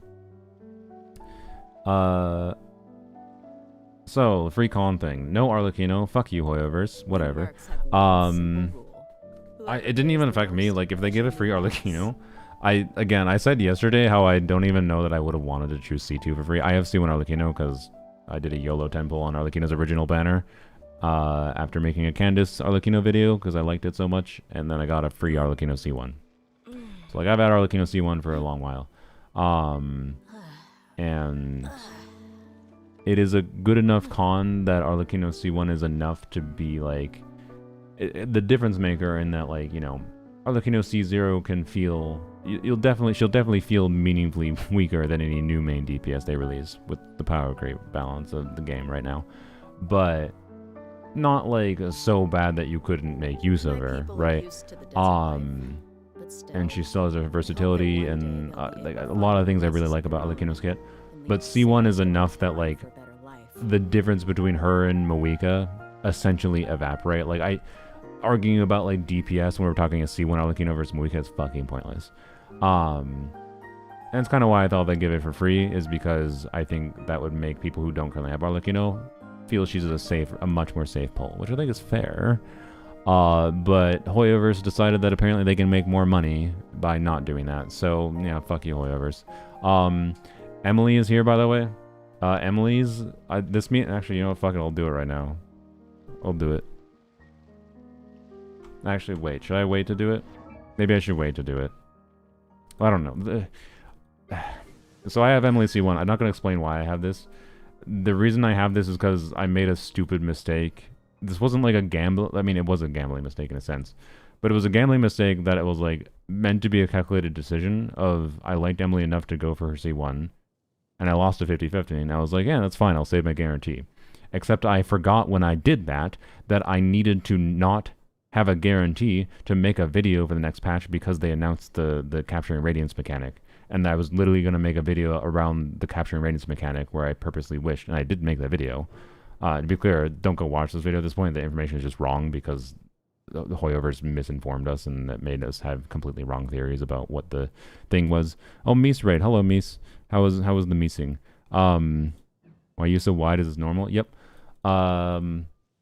Anyways, C1 Emily is free now. This is like a 20% upgrade to Emily. I also, like, this C1 from my own experimentation of it on my Polar Emily account, is essentially does a similar thing to her signature weapon. Not in that it gives energy, to be clear, but in that it significantly increases Emily's damage, and importantly, it gives you faster scent buildup. And faster scent buildup means you need less burning uptime to keep up Emily's full damage potential from her skill, and also for triggers of her passive.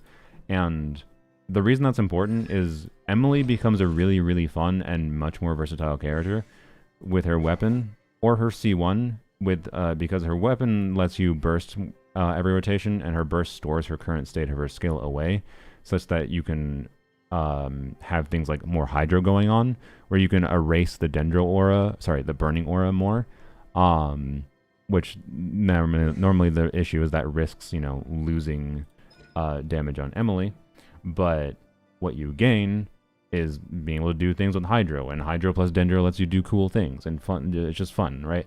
I can tell you my favorite DPS Bina team is Columbina Lama, because duh, and then Emily and Durin. And and it's a burn vape Columbina. Columbina can get big vaporizes, Emily does good damage, and blah blah blah blah blah. Can you choose the characters you chose last year? No. If you went and read in the event description, it was pretty obvious that was not going to be the case, that we weren't going to be able to choose the same characters. So anyways, C1 Emily being available at baseline, Emily I think is still a good character, but like she was in a little bit of an awkward middle ground because like the current balance of the game is such that like any off field that it doesn't also buff in some way just isn't as compelling of a character, which is just ugh. I hate that the game has gotten to that point that like just units that do good damage off field are not necessarily good enough unless they do insano damage off field, like Yai's buff, right? But this is enough that, it's a pretty significant upgrade. Now, I don't think it's going to matter for shit because she's barely a real character in this game. There's NPCs that have 10 times the story content in this game than Emily does, because that's how Genshin do. And that's why she's here, because I don't think they evaluate whether or not to put characters on the free con thing based on like strength or anything, or how it like changes the value of a character. I think they do it based on whether or not they think they would lose money by putting a character here for free. And so I think their logic is therefore largely then the most popular characters do not get on to be on this. And so yeah, all the characters here, well, there's certainly like plenty of fans of Navia, Chiori, Risley, Linny, Clorind, and whatever. They're not as popular as Nubilet and Arlecchino and Farina to an extent. But Farina gets like weird Archon status and whatever. Also, yeah, no Kazuha, Yelan, Alhaitham. Yeah, which exactly like just those ones apparently also land in the category of popular enough that they just can't. Like I don't get it. I'd love to be a fly on the wall to understand their exact logic for some of their exclusions, especially like Alhaitham and yeah. But anyways, Alhaitham apparently the biggest cash cow. I mean, I think you might like. I feel like he might have actually made a decent amount of money for them because of how like you gotta remember he was like the like Omega. He was for some reason treated as like the Omega strongest fucking DPS in the game for a non-zero amount of time. Like until Nubilet. Like he had like 8 months in the limelight. I think the community vastly overrated him for a long time. To be clear, but anyways, I have C1 Emily because of stupid decisions in the past, literally just related to, I realized that I made a mistake wishing on the banner and having a guarantee, that I lost to Jean, and I couldn't save that guarantee because it broke the video concept I was going to make, and so I ended up spending money to get C1, which is dumb, because that was not my intent. I didn't want to spend money, but I spent money to get C1 in order to make the fucking video that I wanted to make the next patch, and that video performed well enough to be clear that, like, I didn't lose money in the exchange, which is good. I definitely made money. It was like a, yeah, but it still felt really dumb. And I've never activated it because I've always strongly felt that Emily was a strong enough character and underappreciated enough, and I had her weapon already, and her weapon made a significant enough difference. I didn't want to ever activate this because it just, like, that's too many compounding effects that make her too strong. Now, and like, weapon can be unequipped, right? If I want to showcase Emily. But now let's C1 Emily. If you have Emily at a baseline, C1 Emily is a given. I'm going to activate it. I'm going to hold off for just a second in case I want to, like, do some like one-to-one recording on the damage dummy, like compare it exactly. I'm gonna activate it probably like next week. So there might be a stream if you want to look at that. Look forward to that. I'll do some Emily things. I haven't done an Emily focus thing in a while. I use her all the time randomly still. But yeah, throwing in Hydro to a team and being more free to do that, like, I don't know. The Emily upscale is sick. And I imagine Mies is since you rated just a second ago. I imagine Mies. I hope Emily is going to be your first choice. Maybe, I don't know. Maybe you like Risley more, but I know Mies likes Risley. But yeah, C1 Emily is great. C1 Clarence is cool. C1 Chiori is weird. Should I showcase C1 Shanyun? Do you guys want me to show C1 Shanyun? C1 Shanyun is sick.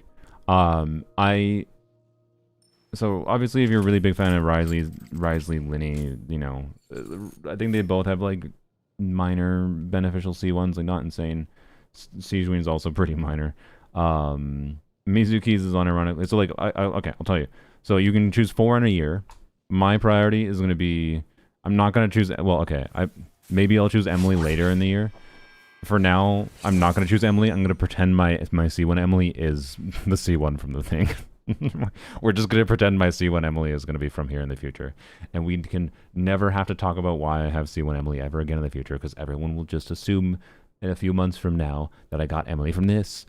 Unless I choose to get C2 Emily from this, which will be tempting, I'm not going to lie. But C2 Emily is just red shred, and we have so many sources of red shred now, even for Dendro, with like Durin shit existing and whatever, that...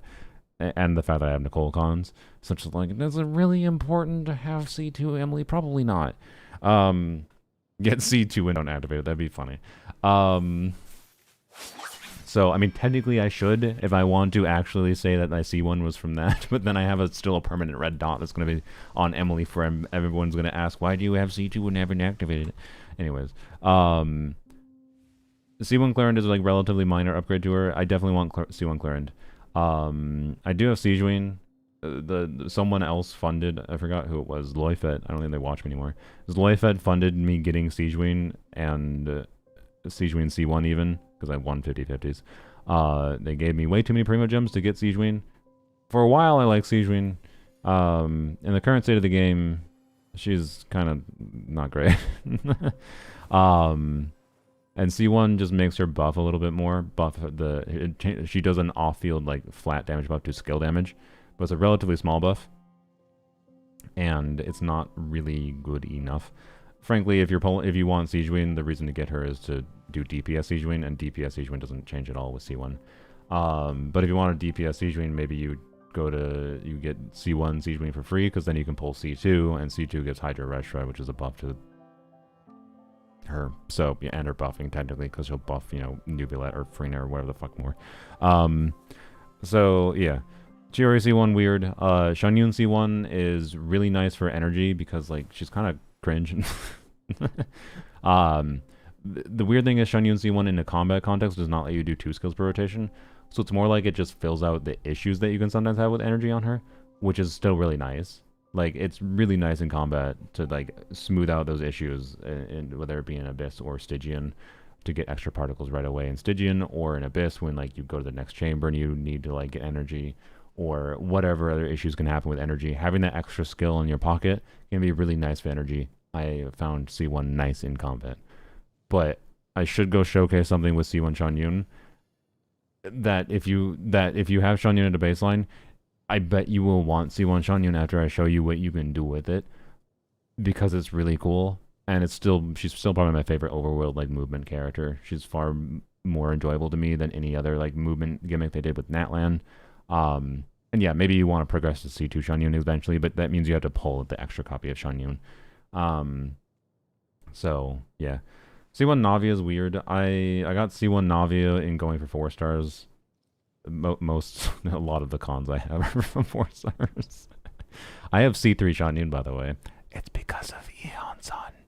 I had C1 Shanyun because of Farazan, and I got 2 more copies of Shanyun because of Eon-san. Yay for 4 stars, guys. Anyways, Navia, I have C1. I can't remember if that was from Sethos or from Kaveh. I think it was from Kaveh, right? Yeah. I got Navia C1 from Kaveh. Her C1 is not very good, unfortunately. And her C2 is also, like, it gives a bunch of crit value, so it's actually, like, technically kind of good, but it also requires a build to take advantage of it. So if I, like, equip Mawika's weapon, for example, I can tell you, because I'm at C1, I will be choosing Navia. She might be the first one I choose, in fact. Basically, C2 gives 36% crit rate. And you also get an additional support shot. So yeah. Which, like, that's a pretty minor thing, but I believe that does give you an extra stack of her thing faster, so that's better too. It gives crit rate only to her E. Yes, I'm aware. That's one of the weird parts of it too. Like, a non-zero amount of Navia's damage comes from her normal attacks and her burst as well. So, like, the C2 is kind of weird, but the most notable thing for me is, like, the most insanity-inducing thing with playing this character is, like, well, that's not the right build, but, wait, is it? What's going on here? Oh, you're on the wrong circlet. Were you on a crit rate circlet before? I can't remember what circlet I used to use. Damn. Whatever. I have like a 70-something crit rate build. I do. Anyways, even with like a 70 crit rate build, you know, you wind up in the situation where, like, when Navia doesn't crit, you feel it real bad when Navia misses her crit on her skill. And so, like, making that problem go away will make Navia, I think, a much more fun character to play to me. 30 to 35% of her damage is not from Ares. I fucking know. I know. But also, go fuck off for a second. You don't know what I enjoy about Navia. Because, frankly, what I enjoy about Navia is actually not main DPS Navia. And if you're not fully main DPSing brain rotting because you only play spreadsheet impact Genshin, where you only, like, think about things for how you min-max a character's field time and, like, buff up time in your fucking Bennett field and whatever bullshit. Sorry, I'm being annoying now because people are annoying me, and it's actually just specifically Wanksy, because apparently you're just, like, you're just an anti-fun player to me. Sorry. Like, fuck you, Wanksy. This constellation will make me enjoy a character whose kit I enjoyed, but she drove me crazy sometimes, and she will remove the fucking thing that drove me crazy. So fuck off for a second and let me yap about that. I'm not saying it's incredibly high value. I'm not saying everyone should fucking pull C2 Navia. I already said C1 Navia is shit.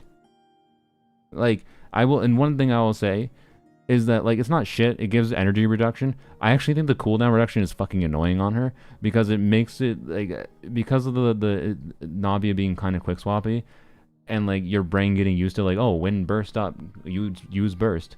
And, like, I get her burst back all the damn time with her C1, and my brain's like, oh, use burst. And I use burst at, like, a time where it doesn't actually make sense to use burst, and it causes weird problems. And that's my problem. I'd get over it if I actually got used to playing her more, but I don't play her more because of the insanity of missing crits. Drives me crazy. So, like, anyways, I like quick swap Navia more than anything else. And therefore, I actually don't necessarily feel as much desire. Like, I don't find Navia enjoyable to optimize from a standpoint of maxing out my normal attack fucking combos, doing whatever her N3 dash, I think, is her ideal combo or something. Like, I enjoy doing something a little bit different with her. And C2 will allow me to lean more into quick swap Navia. And guess what? If I'm not doing as many normal attacks on Navia, that 30% of her damage comes from not her E number you threw out is less the case. If I'm doing, obviously if I'm doing no normal attacks, then it's probably more like 15% of her damage is not from her E. And then the C2 is much better on a paper level for how I play and I'm enjoying. So, anyways, sorry for being a butthole. I am going to choose Navia, probably as one of my first ones, because I think it will address the main problem I have with her fucking kit, which is like, it's like, wow, I'm enjoying playing Navia in whatever team idea, and then like somehow three times in a row, Navia fails a crit, and it's just like, oh my god. It just went from this character can do, you know, well over 1 million damage with her E's, not every E, I'm talking add them together, like multiple E's, into I missed 3 crits and I did like 300,000 damage. Like, it's just insanity inducing. I don't know, something about Navia not critting is like worse feeling than like Raiden not critting to me, frankly. Even though the damage distribution, yes, is not just in her E's and whatever.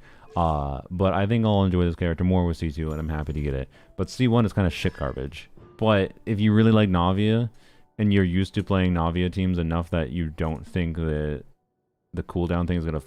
Like, it might screw up your muscle memory a little bit if you're used to, like, pressing her burst based on, like, the audio cue of it coming back or whatever.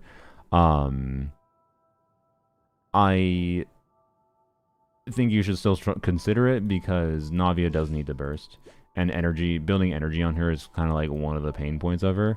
And, you know, it might end up like making you be less reliant on a Fab on your team for funneling to her from Shilonen or whatever else, blah, blah, blah, blah. Less reliant on energy particles from an off-field Geo with her, blah, blah, blah, blah, blah. So maybe it'll open up team options for you a little bit. I think it's worth considering from my experience because energy good. It'll probably make her better in Stygian, more viable in Stygian. So like it's like not that bad. It's just like a little weird is all. It's a quality of life constellation, is my vibe. So consider it. But yeah, Clorinde is just like less interesting in comparison. It's just, hey, what if Clorinde does a little bit more damage?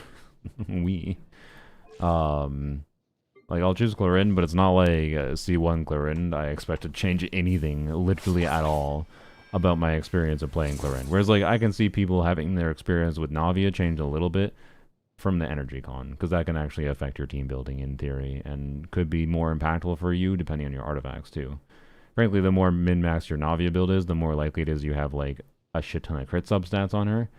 But if you have like 5 crit rolls on every single piece, that means you don't have ER rolls, right?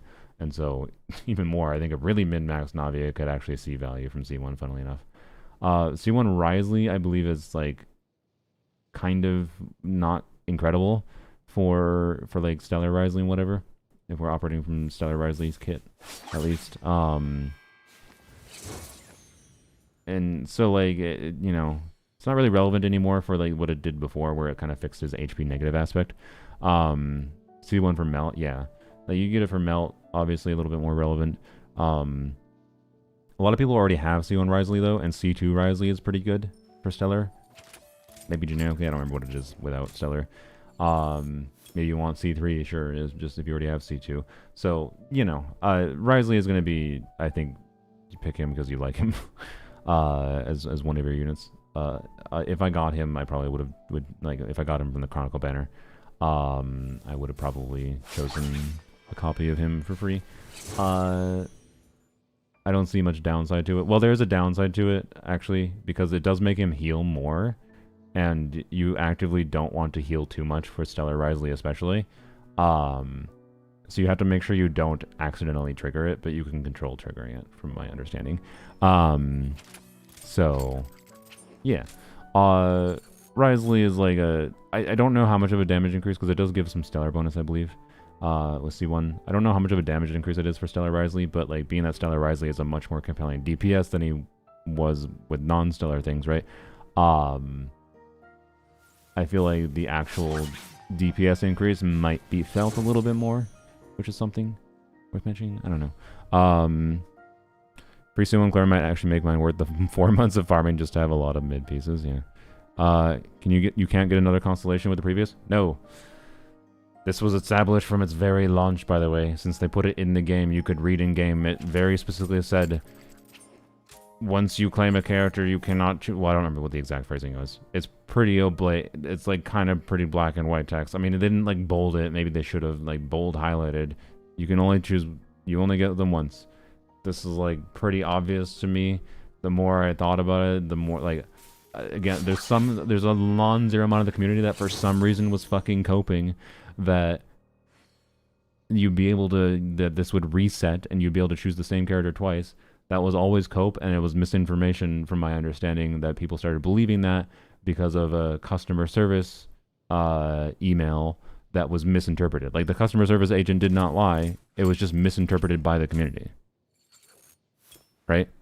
Like ever since that went around on social media, there's a non-zero amount of people that have just assumed it will reset, and it's not. They never gave any indication of that. The customer service agent never said that. I think the customer service agent misunderstood what the person was asking, or they were intentionally not answering the question. Because the like original like customer service response to the person that like contacted Hoyoverse for the question of whether or not the characters could be like the characters were reset. The person that sent the like customer service request, the email, right? They didn't really ask the question in a right way in the first place. They basically asked, will it reset? And it does reset, but the customer service agent, I think, didn't realize that they were talking about the characters resetting. I think the customer service agent just thought they were talking about the normal reset. Like, and so they also said it would not reset in the live stream. And like they've been very fucking specific with this. But again, like, this is literally just one fucking social media post, I'm pretty sure, in the English community, caused a bunch of people to spread around passively. Like, even if you hadn't seen the post, it passively spread around that a bunch of people thought that it would reset. So I've been saying for a while that I would be surprised if that was the case, and that was true. And this is why I'm not choosing Albedo C1, by the way. Because, like, Albedo C1 is not that good on its own. I like Albedo, but not relative to the value that Chi-Chi C6 could give my eye. Now, to be clear, Chi-Chi C6 is not that compelling. Frankly, if I could just save my current choice for one of these future characters, I would choose that. And I would choose, like, to save it for, I don't know, well, Navia, as I just mentioned, but, you know. They skipped Kazuo and Alhaitham again? Yeah. They just added the Fontaine cast and Mizuki. I assume next year this means they'd add Natlan characters. So everyone but Moika and... Who would that? Would they skip anyone other than Moika to the Natlan cast? I mean, maybe. Natlan cast is weird, and it depends how fucking ass the power creep gets. Oh yeah, probably no Skirk. Yeah. No Moika, no Skirk, probably. GT6 makes her stats matter. Aquila for the win. I don't know if I'd say Aquila, but Skyward Blade for sure. I don't know. Anyway, I'll talk about GT6 in a second. So, anyways, what does Lenny C1 do, by the way? Is Lenny C1 the extra, like, arrow, or is that C2? I can't remember. If it's not... That's C6. Oh. Whoops. I don't have Lenny. But the last time I played Lenny, I think, was someone with C6, so maybe that's where that came from.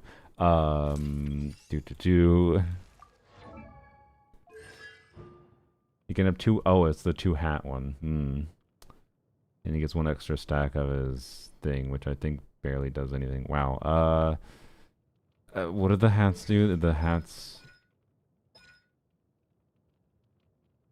They send flames, one instance of prior damage. Does this fuck up his vaporizer melt themes? Out of curiosity, because the hats do more pyro. Does it make him do more pyro? Does it actually fuck up his vaporizer melt themes? You're milking 3 energy. Piracy. No, it's not. Okay. It's less relevant. It's not nothing, but less relevant now that it doesn't run Benny. Okay. You can get a full skill with less charge attacks. Okay. Yeah, I mean, look, if you have C0 Linny and you like Linny, I think it's kind of the same vibe as any of the main DPSs. Even if it's a meh con, you probably still choose it, right? You like Clorind, like, unless you strongly have another one that's more relevant to you, why not choose it eventually, right? Like, I think most players do not have enough options for, like, most players do not have every character here. And like, they're not going to be that constrained, I feel like, and you'll just choose the characters you like eventually. So, like, you know, it's cool, I guess, but kind of whatever. There's honestly no real standouts here to me, other than Emily C1 and Mizuki, I guess. The fact that, presumably, I hope, during the anniversary, Mizuki C0... Why do I have moaning character active? The fact that Mizuki C0 will be hopefully available for free at a baseline for everyone. And then C1 is something you can choose from this, is potentially a big deal. And notably, this, you should be able to choose the first character from the Fontaine cast when the standard banner user for free. So if you're like my account is, where you don't have any Mizuki at all, you should be able to go straight to C1 Mizuki in the same patch. And C1 Mizuki has been what people have been defaulting to calcing, by the way, for Stellar Swirl Mizuki, if you've seen those go around. Which I think, like, I've seen different theory crafters give different reasons of, like, she's a standard banner character, it's reasonable to assume she's C1. I think that was some dumbass logic, frankly, because of the fact that, like, you have to, like, it would have, with her not being available in any form other than, like, you know, like, there's not that many people that necessarily actually guaranteed or likely to have C1. Like, I don't know. I think a lot of people had either C0 or maybe had C1 if they happened to just lose to her, but then a lot of people potentially just didn't have her. She's not that old, right? So, but the fact that she's in the anniversary, you can assume C1? Yeah. But no, the more importantly, the fact that she's in this means now, yes, we can assume C1 at a baseline. It also makes C2 much more accessible. So, all TCs said it's dumb to select her last year. Yeah, exactly. Like, if we're pretending, oh, she was available last year, when everyone said don't select her last year, but then the TCs are now using her being available last year as logic to say that, oh, people probably have C1 now already. That's just dumbass logic. That's just, like, cyclical bullshitting with themselves. So, like, yeah. Mizuki now is fine to assume C1 or baseline because she should be in the standard selector again. I mean, unless they pull a Zenless. They might pull a Zenless and we don't get to choose a standard banner unit this year.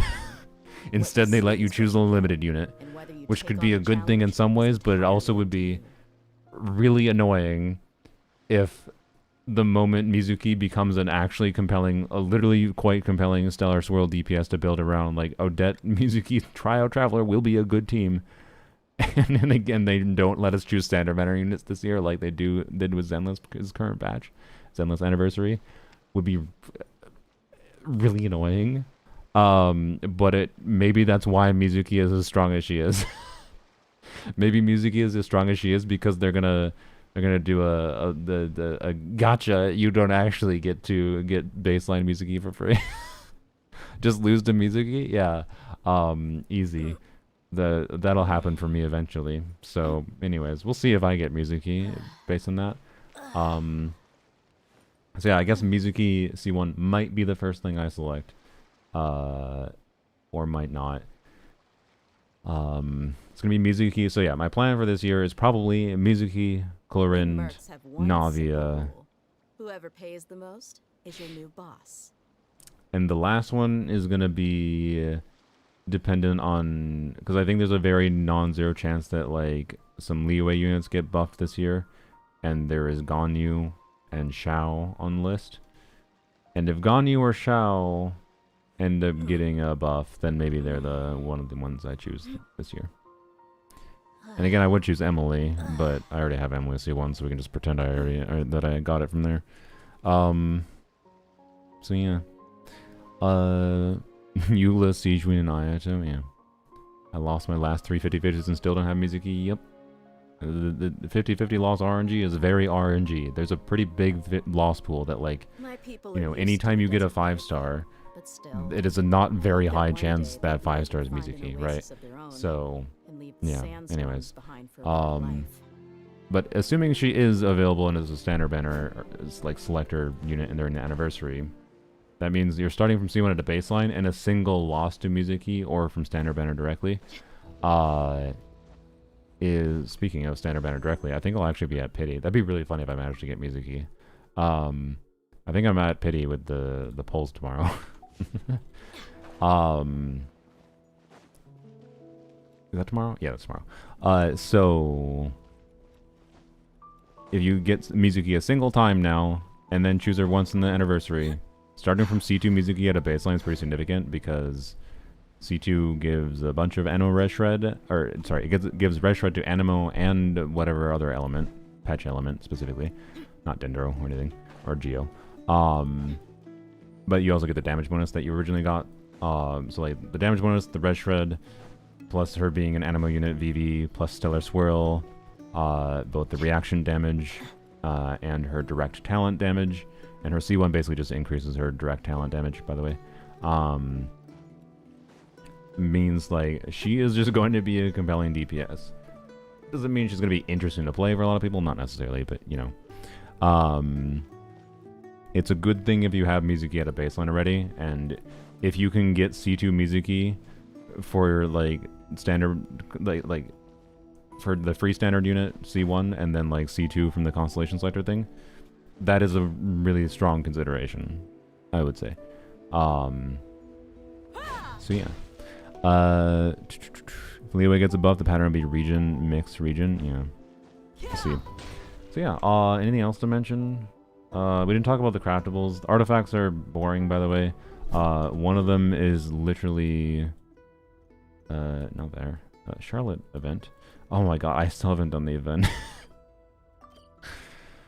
Oh, I still haven't done the freaking...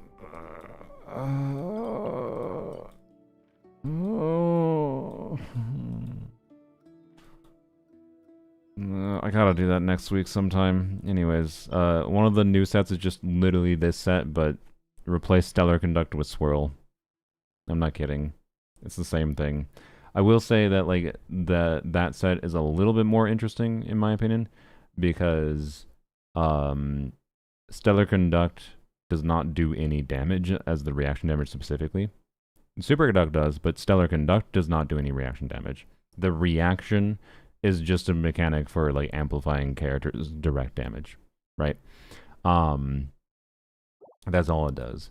Stellar Swirl is a reaction that actually does damage, and it seems like it will be doing compelling damage. Not like Insano, but compelling damage. And it means that like the Swirl version of this set, you could consider using on Anemo units that are not like specifically doing Stellar Swirl like talent damage. So it'll probably be relevant on Mizuki, although Anemo units, of course, are going to have the consideration to still use VV. They didn't mention in the live stream, but VV is going to get added Stellar Swirl bonus. I believe I forgot what it got changed to. Originally, it was something nonsense like 60%, which was definitely not going to stay. It is not, I think it's like 20% or 30% Stellar Swirl bonus. So like, VV still, depending on what exactly is going on, like might still be the best option for someone like Mizuki. But I'm pretty sure right now, like the ideal thing seems to be like use Sucrose and put Sucrose on VV, and then have Mizuki on the DPS set instead of VV. But maybe Mizuki on VV will be better because better uptime. So I'm not sure. Point is, the new set is interesting, and I would even consider using it on like Lanyon. Stellar Swirl Lanyon is interesting because Lanyon is already a unit that has direct EM scaling damage. She's already Anemo that has decent multipliers and has reasons to be built with some EM with like sack frags. So the Stellar Swirl version of the set, giving her some crit rate for free, will make her easier to build, and just give her stats in general that will actually do something for the team's damage. And Lanyan, it should just be, better than doing a 2-piece in the same team anyways, assuming the same substats, to be clear. 2-piece with better substats will still probably beat it out, so it's gonna be a struggle for me to get the new set to actually beat out my 2-piece. But assuming equivalent substats, it should be a compelling option, and like Stellar Swirl Lanyan should actually be pretty decent. And that's cool. So we'll see. Can Traveler enable stellar reactions? Yes, they can. But Traveler is not. Look, if you really don't want to pull Odette, but you need an enabler for your Risley or your Cyno, they do that. Like Risley and Cyno do have their enable kit for free now. New set is literally worse than Gilded on Mizuki. Oh, is it? Okay. Well then, I guess don't consider that. Are we sure? What weapon assumption? Because like, I'm well aware that obviously she scales really well with EM stats. She's a direct EM scaler. She's like Nefer, basically. But like, what fucking weapon? Because we need to acknowledge okay, what weapon and by what percentage? Because I swear to God, if you tell me that like Gilded Dreams is less than 5% better, fucking build on the new set, in my opinion. Because like, she doesn't ascend with crit. You're oftentimes not going to use a crit weapon on Mizuki. Maybe you will, but unless you have Nefer weapon or a couple other maybe relevant 5-star weapons, like assume Sack Jade. Yeah, fucking of course they are. Of course they are. Fucking spreadsheet bullshit tendencies. See, like, unless it's a crit rate weapon like Sack Jade, I think you don't use Gilded Dreams and you use the new set to actually have a feasible chance of building any meaningful amount of crit in this character without losing your sanity. Frankly. Like, imagine Nefer, but no free crit rate. No, Zaj was assuming Widzith. That's not a crit rate weapon. That's the same as that's the same assumption as an EM weapon. I'm talking about ease of building to make her crit in the fucking first place. I don't know. I 2-piece and music is also better than new set.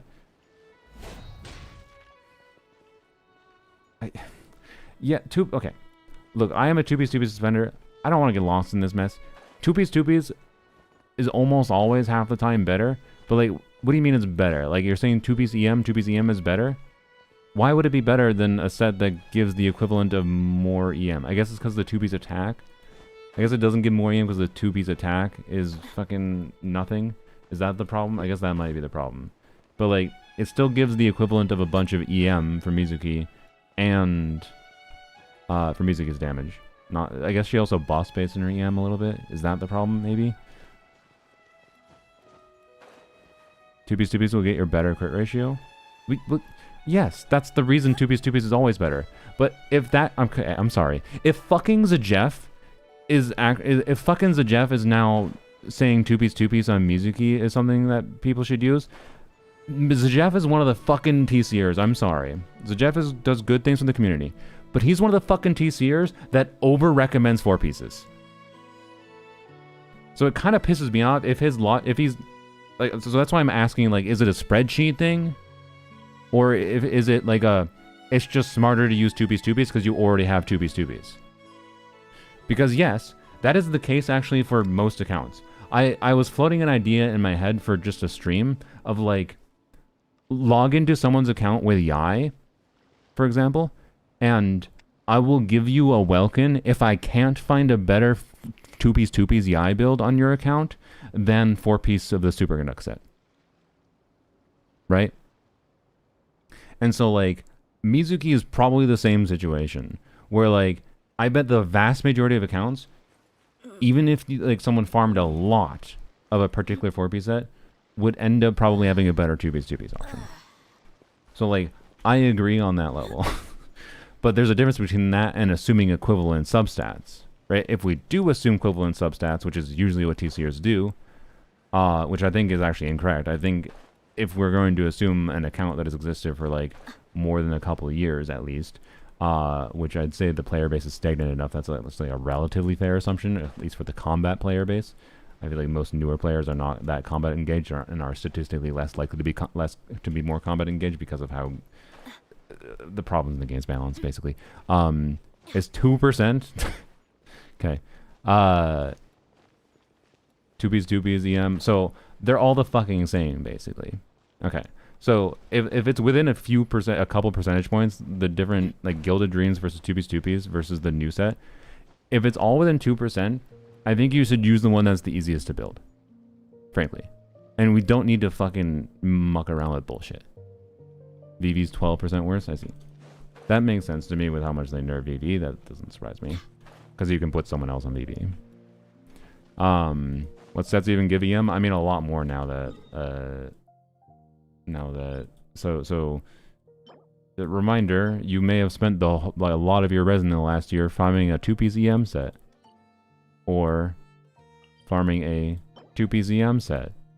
And if you've been playing and leveling literally any characters in the game, you've been farming a 2-piece EM set. Accidentally. You may not have realized it. It's called The Wild and Wonderful World of Wanderer's Troop.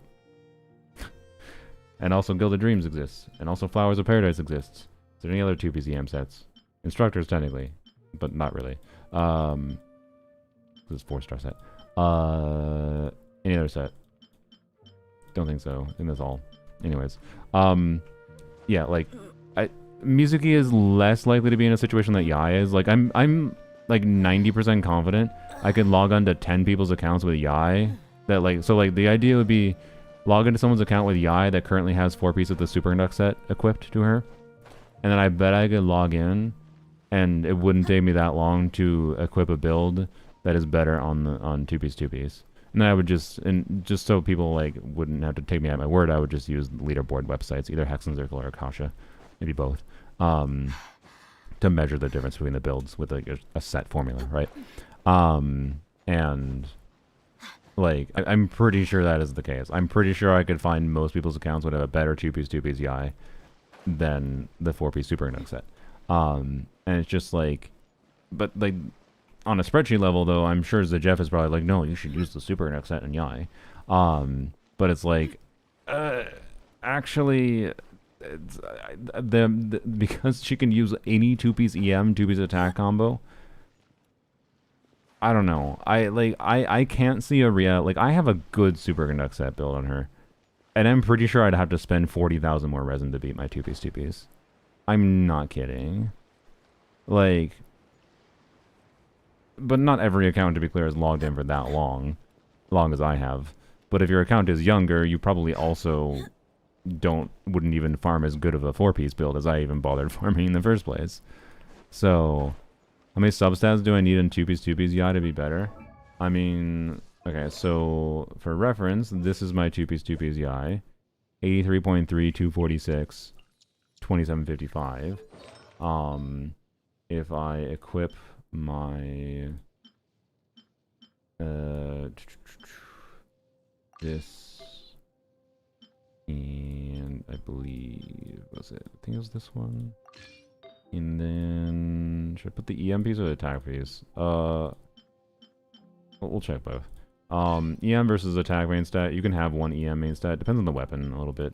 I believe with all the stellar bonus buffs, usually attack is like the better default for her. Same offset goblet, and then this circlet. And so you can see this is a little bit less attack and about the same crit rate. And a little bit less crit damage. But, like, it's a little bit less CV. But less attack and less EM. This is significantly worse. It doesn't look that much worse. It is significantly worse. Right? That's what surprised me. Because, like, I was like, okay. I got a good enough Superconduct build that this is what I will end up using on Yai. It is significantly worse. Flip out Mizuki on VV, because there's a world where Instructor Sucrose is better than the DPS at VV on Sucrose based on the rotation link. That'd be interesting. I think that could make sense. So, I mean, that's why I mentioned, like, VV is still potentially a relevant choice. It's like, you also maybe don't actually always literally want to play with another Red Shredder too, right? Like maybe you do not want to play with Sucrose. That's a crazy, insane idea, I know. Whoa, that you'd play without Sucrose, but like maybe you want to for some reason, right? I don't know. The problem is like I don't know what you even do with Mizuki with Stellar Swirl. Like who do you use other than Sucrose? Because like Mizuki has, it's not like Nicole's relevant. She doesn't do attack scaling damage. Well, I guess Nicole buffs Odette and Cryo Traveler, so maybe that's why, right? Sucrose is the new Xiangling. Hot take, she always was better. Anyways, so yeah, like the lower attack, like how much lower attack? I have 20. This is like 150 less attack and less EM than I had. Where the hell was it? There it is. There we go. Okay. I think it was it this piece? Not sure. I don't know. Frick. Maybe what was the art? This one. And this one. And same goblet. Yeah. Okay. Yeah. 27, 150 attack. Yeah, and way more EM. Like, very similar crit ratio, but more EM, more attack. That's fundamentally what all it is, right? Like, the EM and attack substats are good enough on Yai that it is really fucking hard for the new set to beat. Now, to be clear, the new set bonus gives the equivalent of EM, kind of, but EM as a stat does more for Yai than Stellar bonus does, because Yai has her passive that converts EM to some additional damage for her, of course, and it still does like the increase for your Stellar damage on top of buffing her non-stellar damage, right? Because she's still doing non-stellar damage. So she indirectly scales better with EM than she scales with all the stellar bonus stats. And so like going too heavy into stellar bonus and neglecting EM isn't as much as a gain for her as it is for like someone like Sandrone. So Mizuki, Odette, Yai, Chi-Chi should work. Yeah, it might. I feel like there seems like there might be a problem with how the interactions with the reactions work, such that Yai might not actually get her stellar hits or something. I'm not sure. We'll see. I hope it does work, but Farazon is the assumption for calcs I've seen, so maybe that's a factor that makes VV worse. Yeah. So, oh fuck, fuck. Ugh. I feel like if God, I hope Farazon doesn't stay best in slot for Mizuki. I guess it makes sense that she's an Animo DPS, but like, God, I hope Farazon doesn't stay best in slot, if that's true. No offense, Farazon, but you shouldn't be showing up with a fucking stellar team. Not when you never get banners, at least. Sucrose is marginally worse? Okay, that's a good thing. Thank God. That is fine then. At least it's not as bad as like Sandrone's team having a Scofi as a best in slot, but like, what is it? Like, she's over 5% ahead, I think. I don't remember exactly, but yeah. When I like Farazon a lot. I don't think Farazon should show up for a fucking EM scaling unit. I'm sorry. That's an unintended interaction because of lack of options for Animo buffing. That's and the fact that Mizuki's an EM scaling unit. So like if Sucrose didn't exist, she'd just be obviously best in slot. So, but I don't know. Farazon would not be much of a problem if they fucking ran characters or had a better acquisition system for 4-stars. But like, I bet you, I don't know. Here, let's run a survey. No, I don't actually feel. I don't care enough. I bet you a lot of people watching don't have C6 Farazon.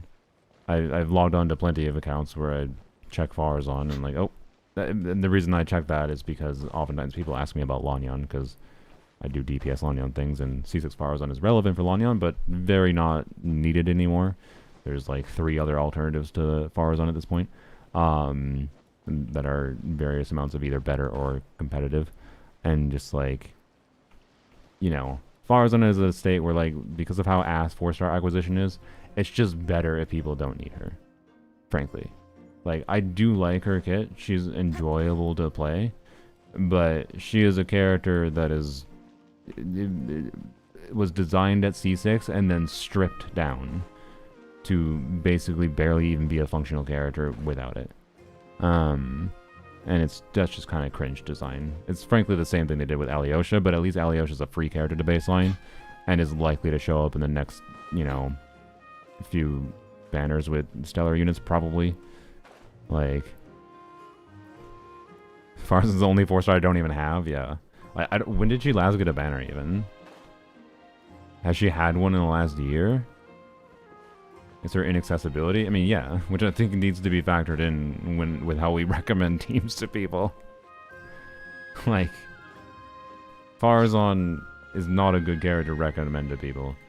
It is worth mentioning when she's relevant. Like, it's good to know that obviously Farzan is relevant as a buffing option for Mizuki, especially because, like, if Sucrose is just marginally worse to the degree that, like, like, the reason I, was saying how, like, Mizuki's artifact sets, if they're within a few percentage points of each other, it doesn't fucking matter, is because that means, especially with Mizuki teams, your team damage is not all Mizuki. Like, so a couple percentage points difference in Mizuki's damage between different artifact sets is fucking never going to be the difference in whether or not you clear. Such that you really shouldn't focus on a particular set over another, and should just equip the best things you have available, which is why 2Bs might end up beating out, to be clear. But maybe the new set ends up beating out in Mizuki simply because it gives crit and makes her easier to build, right? It just depends on the account. And so Sucrose versus Farazan C6 for Mizuki might be the same thing, in that the overall team DPS is probably, if it's only within a margin of a relatively narrow margin from each other, is unlikely not having Sucrose, not using Sucrose or not using Farazan is probably not the difference maker, right? In whether or not you clear content, and therefore why stress the difference? But it's still worth being aware of, particularly because Sucrose is a character who is fucking relevant for 5 billion other teams. So, and she's probably not going anywhere. So, yeah, that's the most important thing, frankly. It doesn't matter that she's technically better, unless she's significantly better. Like, my margin of threshold for, like, you know, better to a degree, like, what is the percentage difference for team DPS, not for an individual unit. So that's why, like, artifact difference on Mizuki is different. Like, artifacts on Mizuki would have to be, like, more than 10% better on Mizuki to probably actually have a real difference for mattering that much to focus on, for, like, the relevance between different artifact sets. But for, like, team DPS, if Farazan is, like, over 5% ahead, you know, that's in the neighborhood where I could see you can actually notice it. 5% is not insane, though, but I could notice 5%.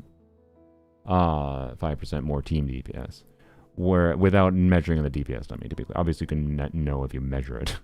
I'm just talking, like, if I swapped the units, and then there's no particular reason Sucrose or Farazan work better because of some weird specific enemy mechanic, which can be the case. Sucrose would be better than Stygian, frankly, because Farazan has to get a burst, right? That's an inherent significant downside. So, you know. Anyways, at this point, because the best in slot is either C6 4-star or multiple 5-star, yeah. I mean, that's this fucking team balance for new units has just gone the full ass direction of they release a new unit and their intended best team is a bunch of other new units with them. And oh wait, it's not just new units. Technically, we buffed some old units too, and basically gave old units a new kit. Which is basically just like releasing new units anyways, except for some people already had those characters. But boy, it's sure convenient that they picked out characters that were a little less commonly owned. It's sure a coincidence they picked out Yai, a not very commonly owned Electro character, and made her the premier Electro off-field DPS. Surely that's a coincidence. They didn't just do that because it allowed them to functionally release a new meta unit to try to pressure people to pull or spend money for FOMO on a Yai Chronicle banner. Surely they didn't just do that and realize that they could do that instead of, you know, releasing a new character. Actually, okay, the fact that we've been in 500 fucking Electro characters, maybe Yai is getting crept. I don't know. God, this game's balance is so fucked if Yai gets crept, though. Like, we gotta realize Yai does insane damage. Guy does insane damage. Worked on me though, I didn't have to spend. Yeah, which is good. But like, also, if they're doing 5 fucking electro characters, what the hell do they all do? What the hell do they all do?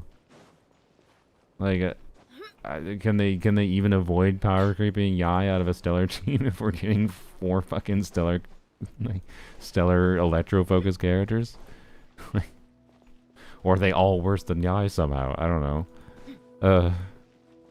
To be clear, for like a Sandrone team, for example, we're using that as a baseline to evaluate from.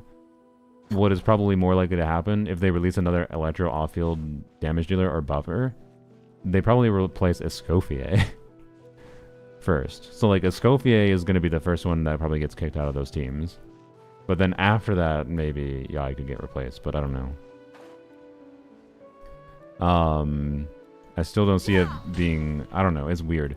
Like, before today, before we knew there's 500 electro characters coming, I would have said Yai is very, confidently said Yai is pretty unlikely to get directly, like, replaced as, like, as a best in slot unit for the Stellar Conduct team specifically. But less confident now that there's so many electros coming, but I don't know. One of them's a 4-star, so that's a crapshoot. Could be an incredibly broken C6 4-star, or could be nothing. One of them's a 5-star. Probably one of them is a main DPS. Or 2 of them is probably a 5-star. One of them is probably a main DPS. But then, so that means we're probably getting at least 1 more 5-star Electro off-fielder. And the question is then, are they someone intended to replace Yai, or are they just going to be best in slot in teams with Yai still? Right. So yeah. But anyways, I still think the smart play was to not pull Yai, by the way, if you didn't have her. Because most likely just having like Odette plus some smattering of other options seemed like it's going to be fine for clearing Stellar Shield for a while. The reason I think Yai was risky to pull for is because Chronicle Banner sucks balls. And importantly, I think there's a very good chance, assuming Yai in particular is intended to stay as a best in slot unit, I think by the time the Saritsa runs, there's a very good chance Yai gets an actual real banner, which makes her much less risky to go for. So, anyways, if they nerf all the new Electro, like they nerf Alyosha, we don't really have to worry. Yeah, I don't know. Like, maybe the reason Alyosha was nerfed, by the way, was because they're intending a 5-star Electro to replace what Alyosha's slot was, like as a buffing Electro off-fielder, right? Like they want a 5-star unit to release that. So maybe the reason he has been nerfed is not because they were concerned about power creep that Alyosha was going to cause problems for, but because if they want to make a unit that replaces Alyosha, they'd have to make that unit even stronger than Alyosha, and maybe that was actually too much power creep. Because I do think they try to really specifically balance things in a way that, like, they're exactly not too much power creep, but still power creepy, clearly. So, I don't know. Mia's gonna Giga buff Stellar Conduct? Maybe, yeah. Maybe. But yes, I could very easily see Escoffier being kicked out of Stellar teams with a new 5-star. So, and I would say that if the reality was a new 5-star and like Stellar Conduct teams being just a bunch of 5-stars, including Yai, or Stellar Conduct teams being 3 5-stars plus Alyosha C6. Assuming Alyosha got more than 1 rerun banner, I would have preferred the reality where Alyosha C6 was best in slot, not a new 5-star, but oh well. Oh well. Yeah. Anyways, I'm still interested in Alyosha, by the way. I think he's a cool character, for the conjunction of buffs he can give, particularly for how he could interact with older characters in the game with his C6. Without a C6, well, he'll be relevant for poems only. So, without a C6 on my main account, I don't know. Will I still level him? Probably not, because I think I'd rather level some other characters, but We'll see how the RNG happens. I'll probably pull. I'll be willing to pull a little bit extra to see, because if I get a little bit lucky with the initial copies of Alyosha, I'm willing to go for C6 initially. Like, you know, would Duran, Nicole, Emily, R1 be better or worse than a C2 Mona C6 official team, including future possibilities? Emily Con. I have C1 Arlecchino thinking of pulling C2. Yeah. I don't know. I do not know. There's a weird conjunction of different. You're talking Mona buff with Fischl buff, like EM buff from Fischl. Well, and you get both buffs from Fischl. It's part of why the Fischl Mona team is good. Sorry, I don't know.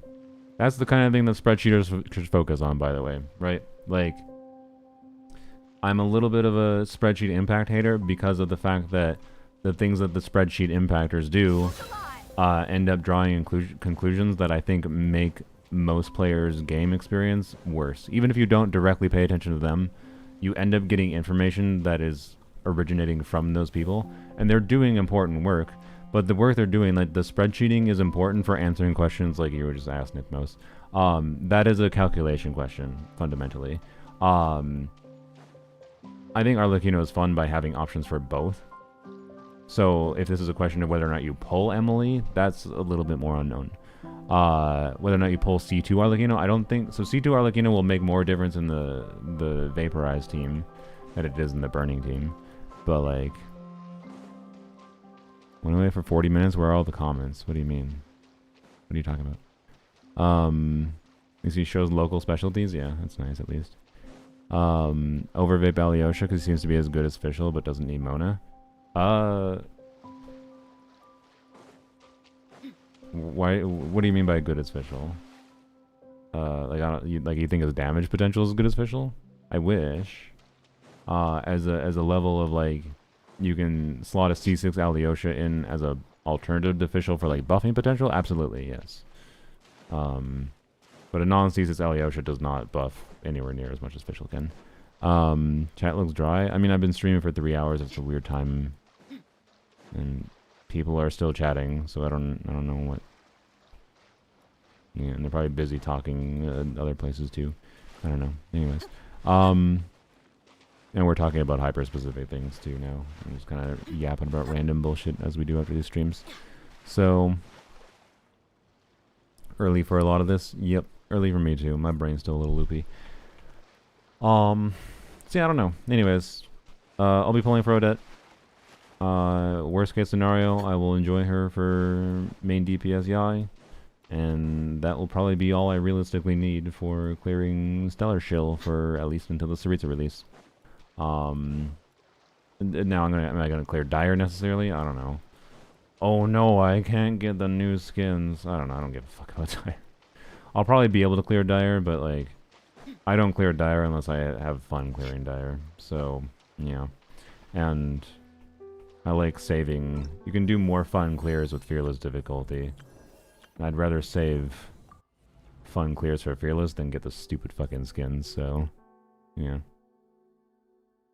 How are you fixing your sleeping? By going to sleep. I was telling Jeff he should stop recommending Sobe's 4-piece sets. Oh boy. Yeah.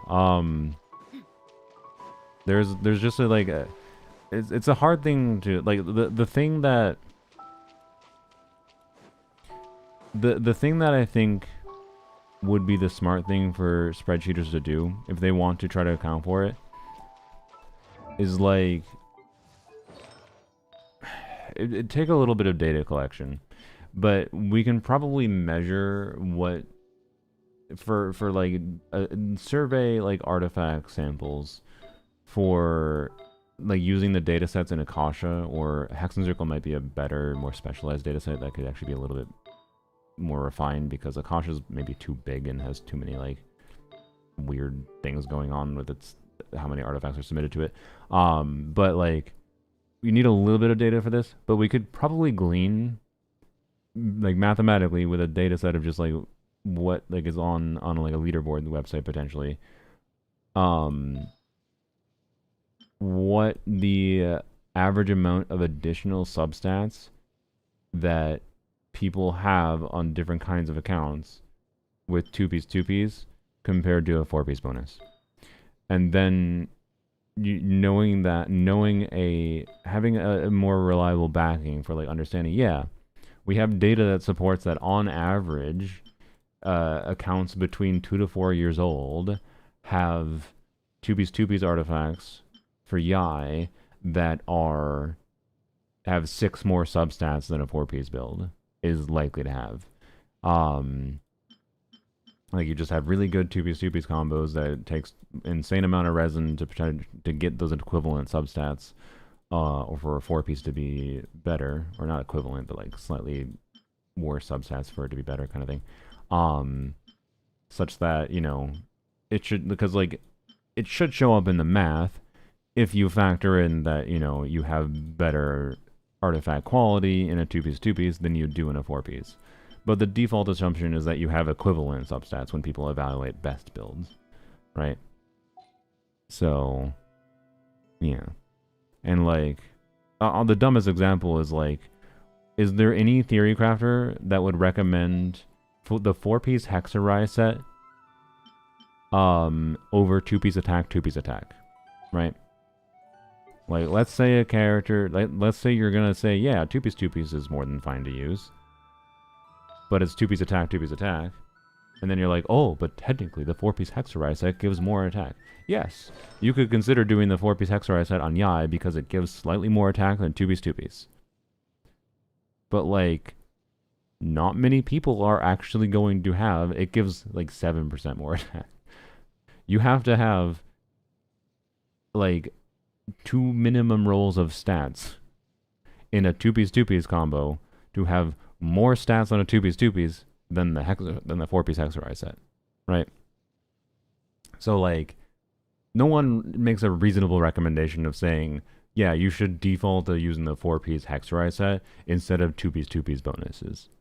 But if you understand that, then you should also understand that 2-piece can end up beating out better 4-piece set bonuses for a lot of people's accounts.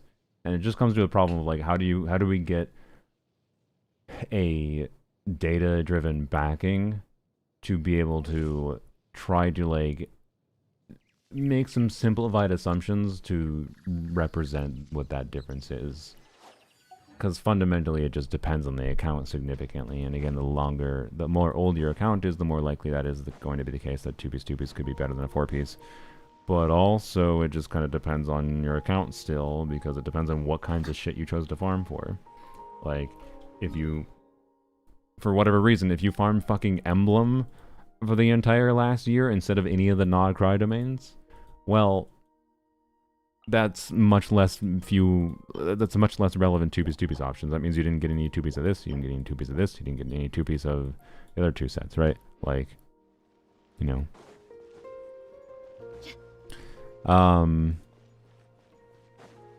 But yeah, I don't know, things are weird. Things are weird with building characters in this game, and there's more nuance, I think, that people realize.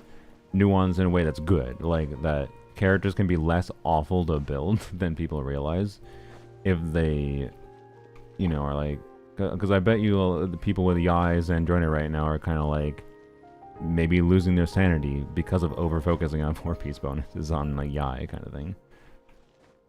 So yeah, I don't know. For newer players, I think I could. Yeah, the interesting experiment would be, yeah, for newer players, how does it affect things? Because like for newer players, my thinking is 2-piece oftentimes still ends up beating out 4-piece because you have such a priority of just needing to get like good main stat combinations in general that covering more bases for more different kinds of characters is more important than over focusing on like a 4-piece for like a very limited subset of characters, right?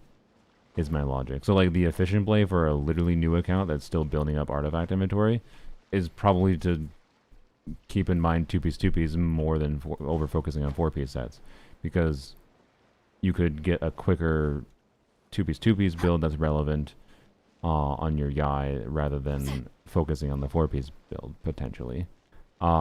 Because like once you get a compelling two-piece build on Yai, you could say move on to a new artifact set, so you can build a different character, and not keep on spending a ton of resin specifically for 4-piece Yai, right? But it also depends on exactly what kind of teams and characters you're building for. So, yeah. 2-piece Glorp character review, sure. Like Good Shadows on Sandrone, Yai is on 33 subs, 2-piece, yeah. Anyways, is there anything else we didn't talk about? Like, Battle Pass weapons are good. I'll talk about them more when they release, honestly. They're not that interesting to talk about right now. They're good. The bow and polearm, I think, are the most interesting. Bow is a good generic bow. Polearm is a polearm. That is a Fab alternative, essentially, but it could be better than Fab situationally, but it's also only with cryo or hydro reactions, which makes it a little bit weirdly restrictive. I very, very much get vibes from the craftable polearm and the Battle Pass polearm. Again, that the Saritz is going to have a DPS and supportive oriented mode, and that she's also going to want to use her burst. But we'll see. And I think the Battle Pass polearm... I think the Battle Pass polearm is meant to be more supportive oriented weapon for the Saritza. A more premium supportive option, at least. And then the craftable is more meant personal DPS, because it refends personal energy and gives more DPS stats, so... Anyways, not having good gladiators or gilded yet are a big difference. Yes, I mean, yeah, not having, well, gilded is maybe less relevant, but yeah, not having good options for that is the biggest difference in long term. What 2-piece options you have is a new account does not have as many options for 2-piece attack and glad or 2-piece EM in Wanderer's Troop. But again, with them recently doing so many 2-piece sets that are 2-piece attack, 2-piece EM, 2-piece ER, I don't know. It seems more and more likely as time goes on that people are just farming sets that are good 2-piece combos. Anyways, let's look at your music here quick. Can I look at your Arlecchino? I don't think... If you have a specific question that's that's interesting to talk about from the context of today's stream, maybe I'll look at your Arlecchino. Otherwise, I don't think I would tell you anything meaningful. This was specifically a redeem that someone did that are limited in nature. I'm tired enough that I don't think I'm going to give you meaningful commentary other than like, wow, you could have more crit or something. All I can say for Arlecchino is don't forget attack and EM are still good stats on her. Even if you have an attack buff, her attack is still good stat on her, right? Don't neglect attack stacks kind of thing. It seems to be a 2-piece... No, a Mizuki. I'm tired. I need to go to sleep. Sorry. From Exploration, there's also some 2-pieces. Yeah, that's true as well. I forgot about that. Prune on Showcase. That was funny. Alright. But yeah, anyways. Sack JR5. And the Mora keeps Cat rolling. eating my hair. Hello. Meow. It is feeding time for the cats, actually. No, it's not. It's not for an hour. Bursts of sleep. Because I technically did sleep. Going into a trance is risky for most Bro. people, so don't get any destroy my chair. ideas. Anyway, sorry. Cat was being a gremlin. Yeah, that seems like a good music build. So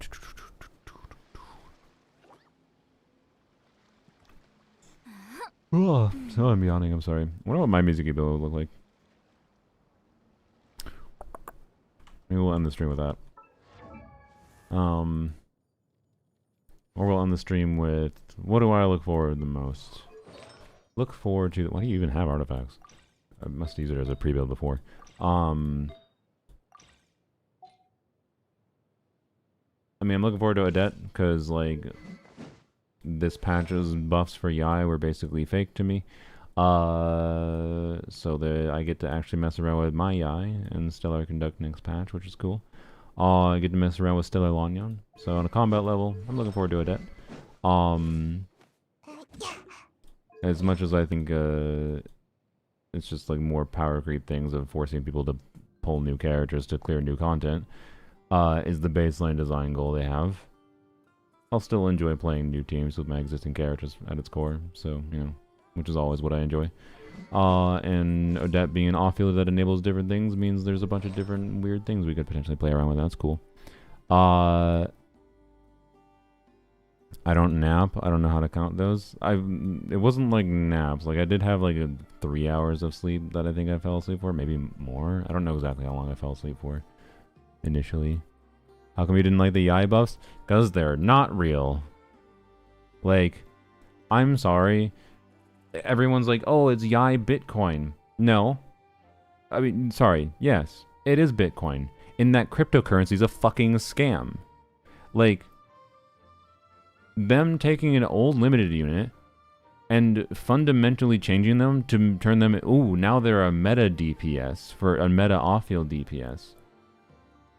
And like fundamentally just taking them, but then removing every little bit of like Yai's nuance to her gameplay, by the way. They killed her entire nuance to her gameplay.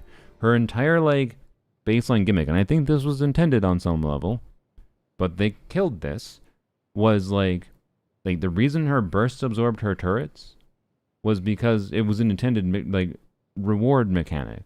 Like, oh, using her burst is at the cost of like extra field time. Except for, wait a minute, you don't actually have to do QEEE like people for some reason still assumed you had to do. Like, the amount of people that like with Yai buffs that have been like, oh, it's so cool, you don't have to do QEEE. No, you never fucking had to. It was entirely about being smart with timing her burst usage, and it was really satisfying to get the feel for that and learn how to do it well in the teams that made sense. Don't you dare step on the fucking monitor, cat. Sorry, cat was about to step on the monitor. It was entirely about timing her burst so that you used her burst right before her turrets expired. And you could do this pretty easily, by the way, by paying attention to her skill timings. Because when she get she had about 14-second uptime originally, and so if you paid attention to when her cooldowns come back, she has 4 seconds cooldown at each skill use, right? So that's 12 seconds for all 3 skills to come back. And so if you get all 3 charges back on Yai, and then so you switch to her and she gets all 3 charges back, then you have 2 seconds to do a burst while the turrets are still all up, right? That is satisfying to do that well. And Yai she still has them technically, I guess, but now there's you don't have a need to her duration is so much longer that there's no reason to do this now. You just fucking EEE on her now. She's so much more fucking boring now. Anyways, this is the only changes she got, by the way, in her base kit. Well, she got a tiny little multiplier buff, I guess, in her base kit too. But all they fundamentally did was give her longer uptime and make her turrets not consumer, or burst not consumer turrets, which is they just removed her gameplay nuance. They just made her fucking boring. When her kit identity before was she had the right mix of some quick swappy teams or other teams that could afford her to have some extra field time, because the weirdness with her was 14-second uptime. It meant ideally, if you want to keep her having 100% uptime for constant damage happening, you want to swap back to her every 14-ish seconds, right? Which led her towards a team I played with Dia Overload, where I played Dia and Yai together. And so I would reset Yai's E's at different times and be smart with her burst timing, and it worked. The dynamic worked really well. Well, particularly pre-Dia C6. Dia C6 extended Dia's field time, and that actually made it a little bit more awkward. But that's just all gone now. Yai has no nuance to her gameplay now. You press E 3 times on her. That's all you do now. And then now all that everyone talks about with Yai is also Stellar Conduct, because the meta is apparently the only thing that exists, and you apparently literally can't have fun with Yai if it's not Stellar Conduct to half the players in this game for some reason. And for Stellar Conduct, it's super cringe because really, you're selling this as a buff. You're selling me a buff to a limited unit But the only way you actually get any value from the buff is if I pulled a 5-star, a new 5-star. And like, at least Yai is not as fucked over as Sino and Risley, to be clear. Because like, at least Yai with Cryo Traveler is a free enabler. You only had to wait one patch and you got a free enabler, so you can play Yai with their new kit and actually have a new kit.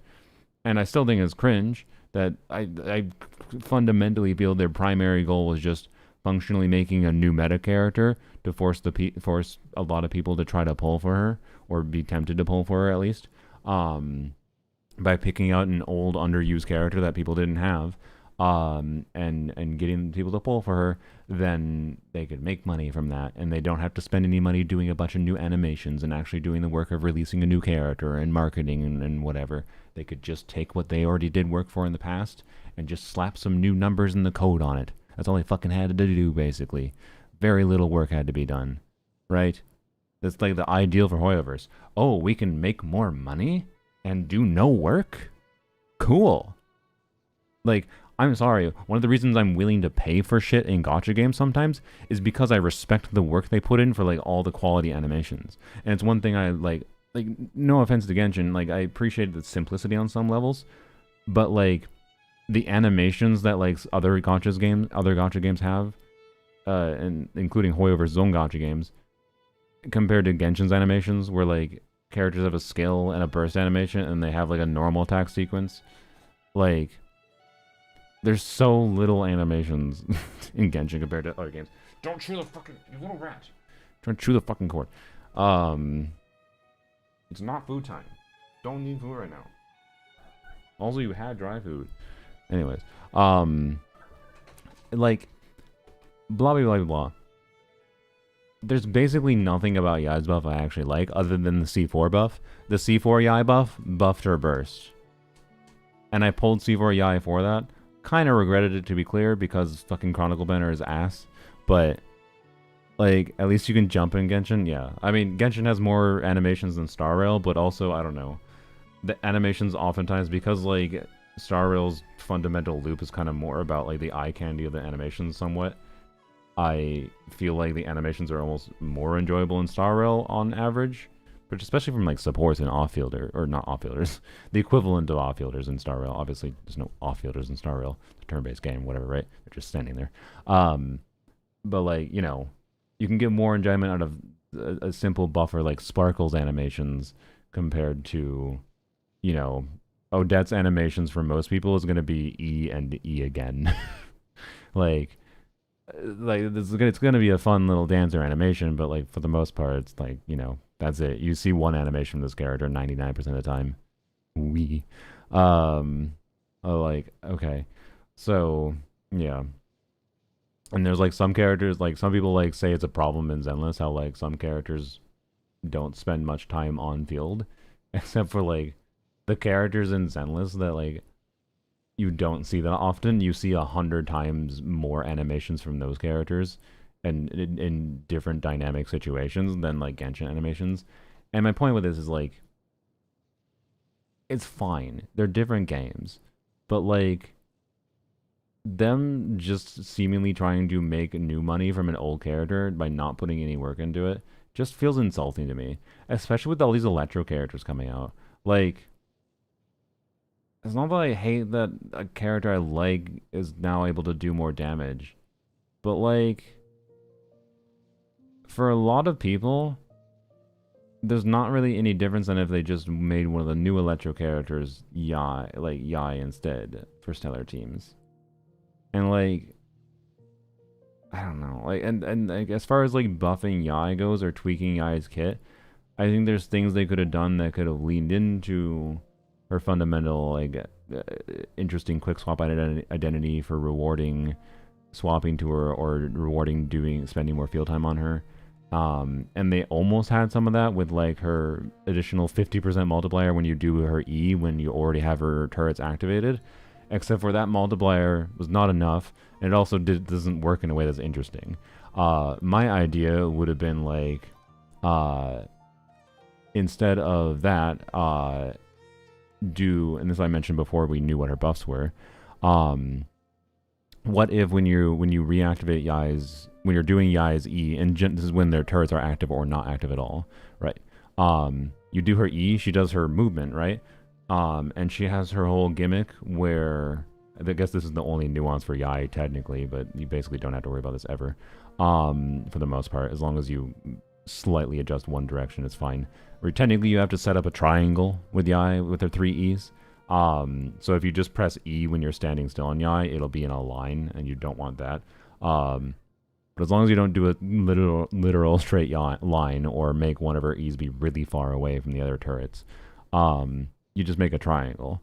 But like, it means you're having this natural dynamic where like, if you swap like WASD, you're going one direction, then another direction, then another direction. There's a problem currently where like, this has always been a problem, where like she can get hit during that animation. That's kind of annoying. But like, you can kind of use it to dodge enemies, and that's cool. But what if you use that to run into enemies instead? Like, what if she had iframes? Because that would make a lot of people happy to have iframes during that. I wouldn't need the iframes personally.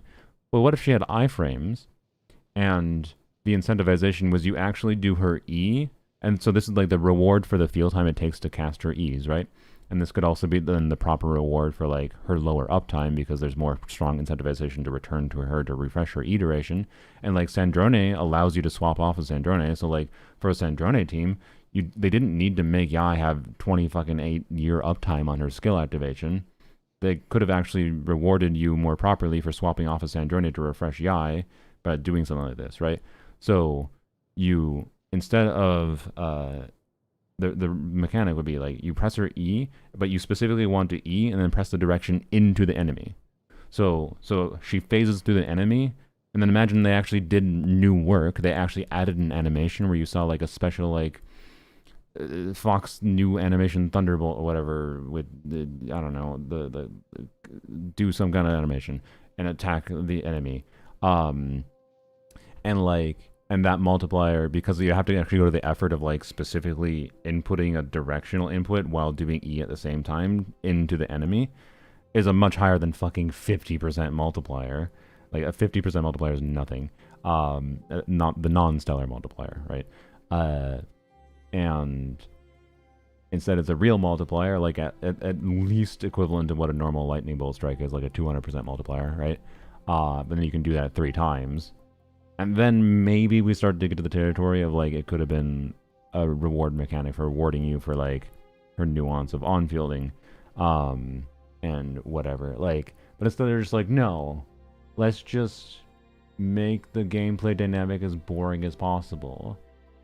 And it's like, I appreciate that you still have the freedom to main DPSI if you want to. It's still there. But like, there's no incentive or need to do it at this point. And it's just boring. Like, it's just boring. So like, they're taking kits I liked and making them boring. I liked Yai before. All I wanted for Yai was like minor tweaks. And they gave her minor tweaks, technically, but in a way that made her boring. And then on top of that, she can do Omega damage now, but you have to have a new limited 5-star to have said Omega damage.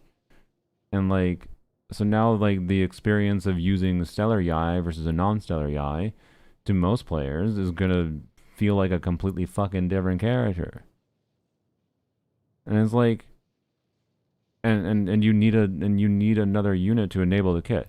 We have limited 5-stars in the game that don't enable their own damn kit. Why? Why are people considering this a good thing?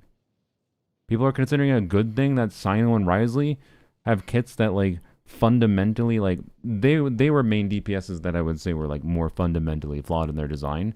And so like I can appreciate a little bit more in a sense that they're turned into a more relevant new DPS. Like, they're good enough as stellar DPS that you could be happy with them as stellar conduct main DPSs, right?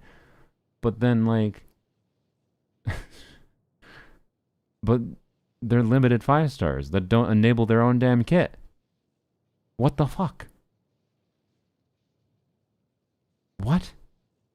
Why are we happy about this? I don't think that's cool. So, yeah, and like for Sino and Risley, like at least Yai, because she's an off-fielder, you can get away with like Cryo Traveler enabling for free and actually have a team dynamic that works properly, right? Because Cryo Traveler, Stellar Conduct Cryo Travelers, you know, you can main DPS them because they get a self infusion, whatever. But like Sino and Risley, they themselves are the main DPSs. And Cryo Traveler for them is a free enabler, technically. Technically, their kit is enabled, but Cryo Traveler is basically a dead slot in the team. You're throwing a dead slot in the team, mostly dead slot, unlike the burst damage they do, which is not nothing. But like, you're throwing a mostly dead slot in the team just to enable their new kit, which then, and this is all before we talk about any like how boring like the new design to force specific teams is, that like, what's the team versatility of Stellar teams? It's a bunch of units that are specifically the units that they specifically picked out that are relevant for Stellar, right? And then new units. Like, is this just what team building is now?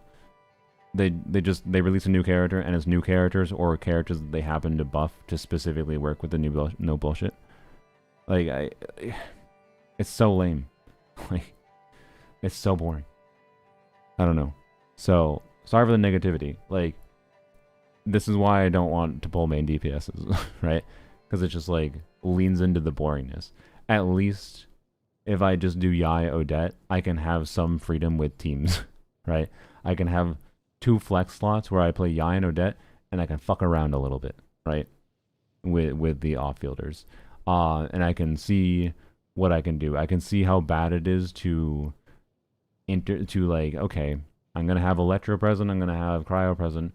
What happens if I don't know, let's say I put in a Scofian in the team. Or actually, let's say Lolly. And then put in a Pyro DPS. Or a Pyro off-fielder, for that matter. Is that going to cause problems? I don't know. Hoyoverse doesn't want us to do that, I can assure you. So I don't think it'll be incredible. I think they're trying to make these things work in specific ways to incentivize you not to do that. But at the same time, I'm going to try it because that's what's interesting to me. But that's kind of why I have to reject main DPSs to even do that. Otherwise, like, pulling main DPSs means I'm putting a bunch of resources into the new main DPSs and then focusing my time and energy and effort on like playing that new main DPS team that has like one team archetype, and then like, ooh, a flex slot between, you can choose Chi-Chi, or you can choose Alyosha, or you can choose Beta, Wee, or a Scofier, yay. Like, I don't know, man. Team building is so fucking boring in the current state of Genshin. It's kind of the end story. And maybe we'll get but this last year, to be clear, team building has kept my interest because Hexerai exists. Because Hexerai buffs, while I'm not 100% positive on them, were largely done in a way that was, I think, positive. And was enjoyable for team building on a level of like, it didn't make for a restriction that was problematic enough to make team building boring, kind of thing, right? And most of the Hexerai passives, a lot of them are very optional, but most of the Hexerai passives were like, you know, you didn't lose a lot by not enabling the passive. Now with the new artifact set, you know, existing, oh, you're not even on it right now.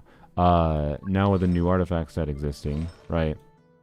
Having double Hexerai indirectly because of this is more relevant than it was before. Because the conjunction of this plus like things like Durin Hexerai passive, I still think Hexerai was fundamentally balanced in a way to try to heavily incentivize like pulling characters like Durin. But still at its core, these units were not balanced, and especially they didn't design, because they couldn't, for how they designed the Hexerai units. They didn't have enemies that were hyper designed around basically saying fuck you if you don't play Hexerai teams. It just meant it was more enjoyable. There's more enjoyable teams to play. Like Durin felt like he opened up a lot of team options for a million smatterings of old characters, and could still work with new characters, and blah blah blah.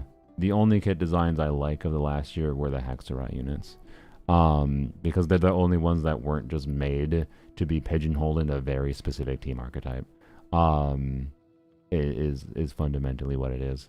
And so if we get nothing in the next year in the same vein of like units that aren't pigeonholed into a hyper specific archetype, it's going to be so much more boring. Like Odette is an extremely boring character compared to Durin for as far as offfielders go. Like there's some interesting things that I like float in my head of like things to mess around with, but I don't think she's going to be as important as Durin for generic team building, because there's nothing uniquely special about her other than being stellar, which means the only thing that's going to be important is enabling stellar kit restrictions for the likes of Yai, or if I need stellar to clear stellar shill. That's the only true relevance she has. Whereas Durin has relevance because off-field pyro and res shred buffs really good, and damage bonus buff, whether from the artifact set or if you have like C2 like I do, right? So, anyways, what interesting things came out of the live stream? Honestly, the only thing, I mean, like we got the banners, whatever. The only interesting things is like, Snezhnaya has a dragon spine like mechanics, but it seems more refined. The music seems awesome. And I feel like I'm forgetting something. Oh, the no Arlecchino, no Nubilet, no Freenet in the free constellation thing. But the Fontaine characters are all added, and Mizuki was added. So yeah. So everyone but Arlecchino, everyone up to Fontaine, so like up to Emily release. Also no Yelan Kazuha. So yeah, or I'll hide them. Anyways, yes, Emily's on it. Kanich next year, yeah, I assume Kanich Mualani next year. That'll be interesting, kind of, but I don't know. The power next year. What is the new ceiling? Like, we'll see what the. It's not a coincidence at this point. Every time the Archon releases, they set a very specific new DPS ceiling. Like for Muika, they intended the new DPS ceiling to be around 140k-ish. 120 to 140. It's up in the air what they intended with Muika, because I don't think they... Obviously, they did not intend all of her weird combos that people do now. But I do think they intended in the neighborhood of 120 to 140k on her release being the new DPS ceiling for C0 investment. And then they did the same shit this year where they decided that 180k was going to be the new thing. It's not a coincidence that after they rebalance Alyosha, Sanjone Premium is right at fucking about 180k. Like, okay. And like Nefer with investment manages to reach the same as like Zabai Premium does, kind of thing. And so I expect any new main DPSs before the Saritsa releases to be 180k as well. And then I think that when the Saritsa releases, we're gonna jump past the 200k amount. The question is how much. Like, which is just fucking insane. And so, like, thinking about things like Natlan units like C1 Kanich, C1 Mualani being given for free, it's like, oh, those are interesting cons to be given for free from next year, maybe. But, like,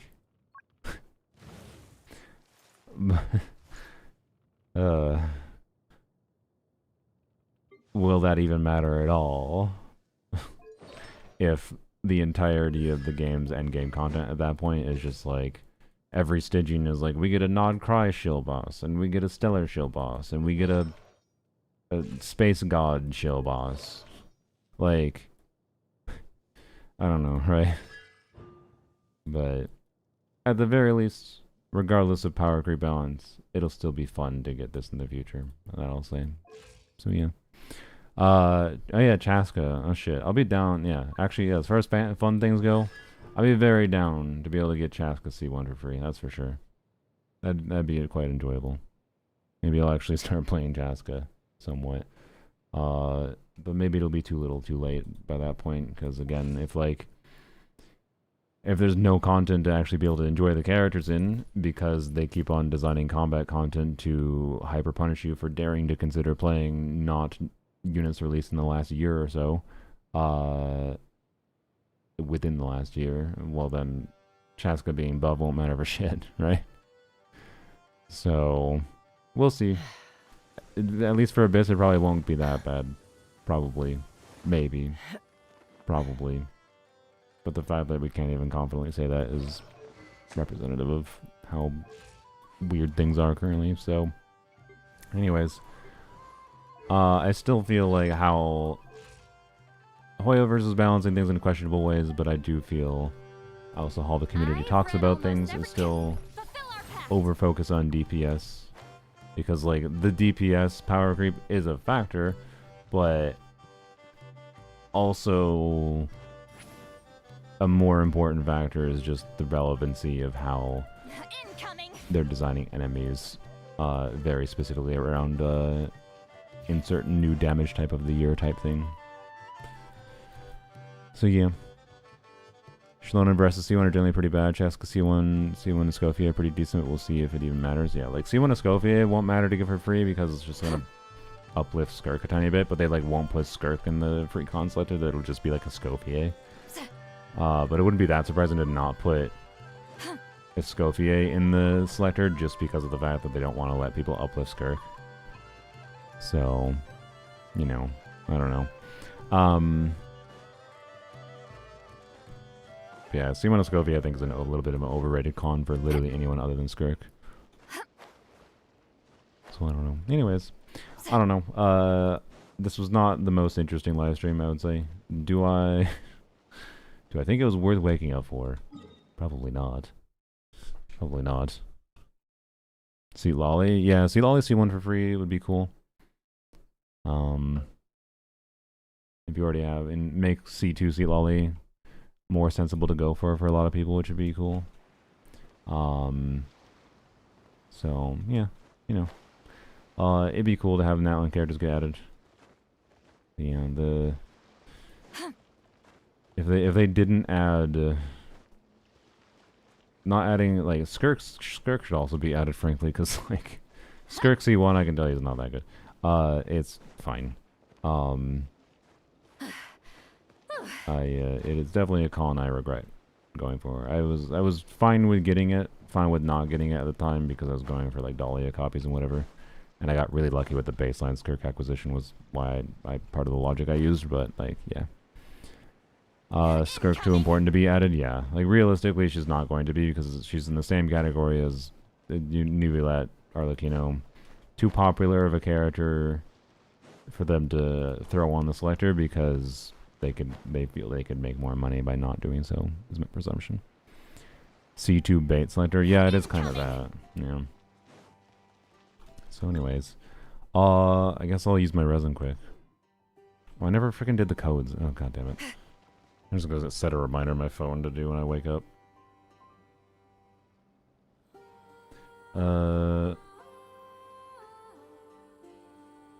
Remind me in 6 hours to redeem Genshin codes. There we go. Bam. I'll have them C1 cause of C1 good at the time. No, it's not about whether they're good. I do not think it's about... I don't think they give a shit how good the cons are. I think they give a shit only on like the generalized community perception on and like how popular characters are and evaluating whether or not they could make more money by not including the characters on the selector. And like if they smell a modicum of a chance that they can still make money, it seems like they're not including the characters on there. And like for Arlecchino, my logic was I could have seen there being, you know, more ability to sell Arlecchino if they gave C1 for free, but clearly they probably decided the inverse. And, you know, they have more data than me to support any kind of argument, so I can believe that. But, like, you know, I don't know. When it comes to Natlan, Mualani, Kanich, all of them except for Mawika and Skirk from that year are kind of maligned as clunky to play or problematic in various ways, and like those characters didn't sell that well, so like they're almost assuredly going to be in there. Like And Skirk won't be there because she's too popular and too used. Muika won't be there because Archon. Even though C1 Muika's not that good.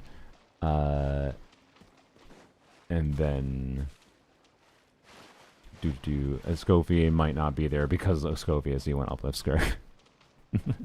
Seat Lolly, yeah, Seat Lolly might not be there because I could see Seat Lolly not being there just because Seat Lolly C2 is so good that they want to keep Seat Lolly C2 as like a, because I could see plenty of people still considering pulling for Seat Lolly cons long term, right?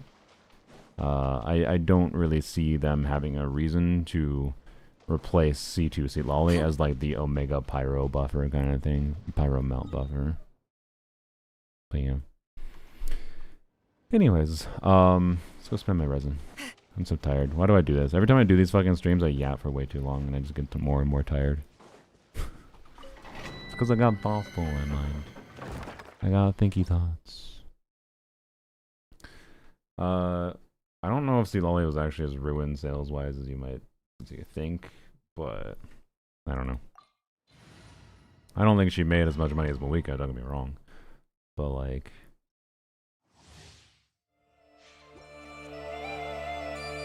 Oh my gosh, I'm tired. I don't know.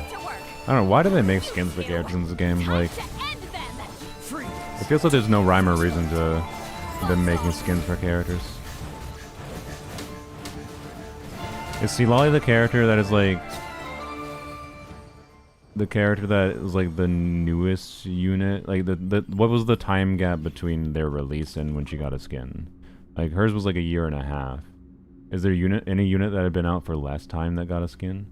And like, is that an indication of them being more or less popular? I have no idea. Can you give me...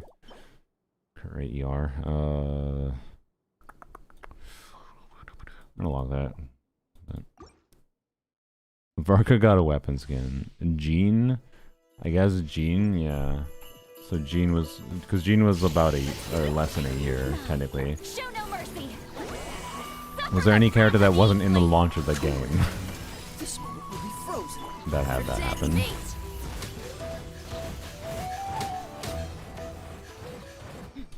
Wika banner, people were kind of forced to skip her. Yeah, but that just means I think a lot of people pulled her later, right? Unless they just actively didn't give a shit about playing Melt, right? Or didn't like... strongly didn't like Sea Lolly for whatever reason. By the way, 4 artifacts is lucky, that's rare. And as expected, they're 4 shitty artifacts.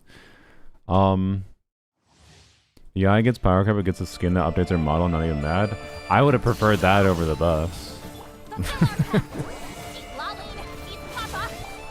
I think I've seen like official Hoyoverse art of Yai of like, wow, that'd be a sick skin I'd really like. I've seen official Hoyoverse art of Yai that I would really like as a skin. I would have liked that more than what we got for Yai. That's for sure. Yeah, I got a death circlet for Linnea. I've gotten every possible relevant Linnea piece. The game's really trying to tell me to get Linnea. The problem is I also have a really good Albeid build. Or sorry, Albeid. Husk build, so it's like, yeah, I don't know. Anyways. W, get Linnea now. I don't know, we'll see. We'll see. I might have some freedom to do that, just because I'm not planning on pulling on-fielders, so we'll see. Leave. Technically Rosaria. Okay, not censorship skins, like actual skins. Is there anyone that got one in less than Sea Lolly time? Because Jean's was weird because like she's from the launch of the game. And so like any number of characters could have had that happen to them because they were all in the launch of the game.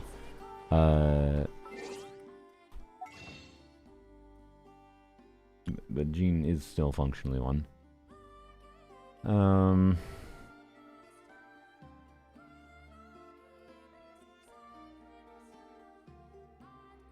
Barbara is the same as Jean, right? I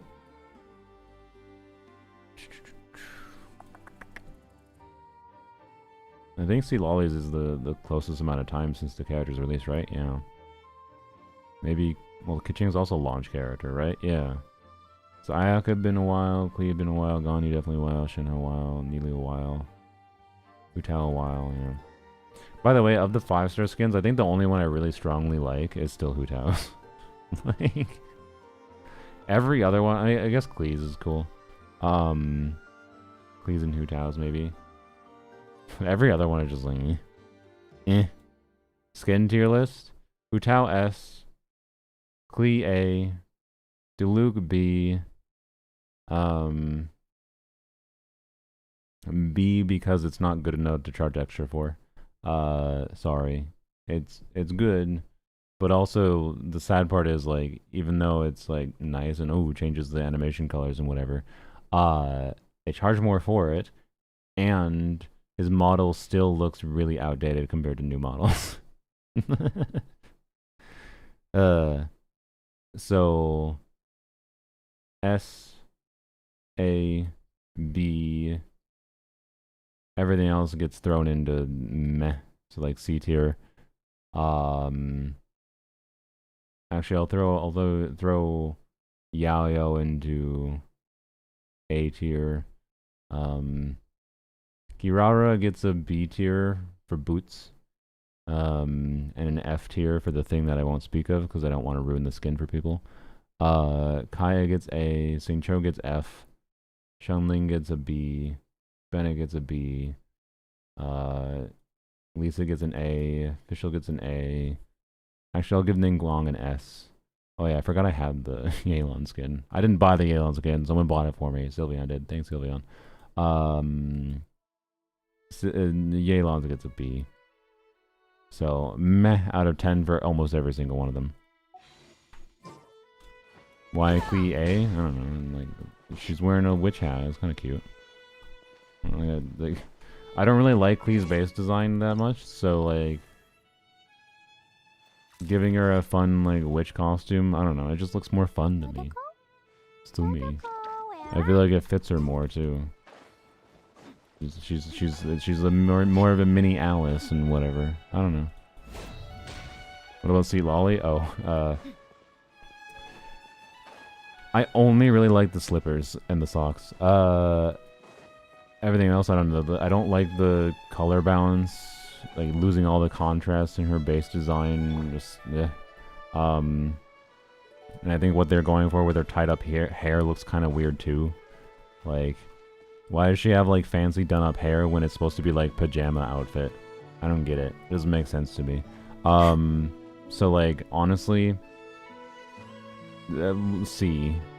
It only gets like above a D because of the slippers. Ranking the skin solely on the quality. I mean, you're talking like visual quality for like model detail? Not really, no.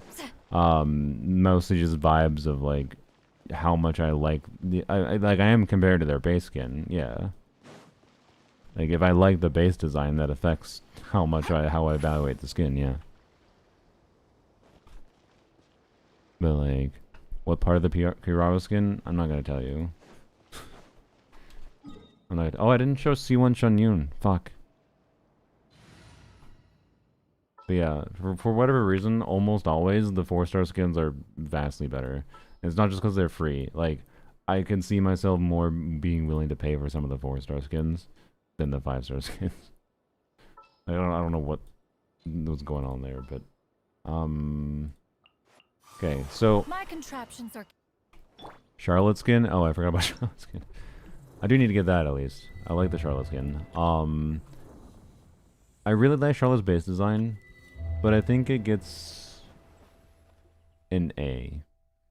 I'll give it an A, but definitely like one that I think is equivalent in how I like it. Like there's different things I like about it compared to her base skin, but I like the base skin in different ways. It's very good in that like it's a very different vibe compared to one of the biggest sins most of the skins commit is that it's just like, wow, this is the same but different, right?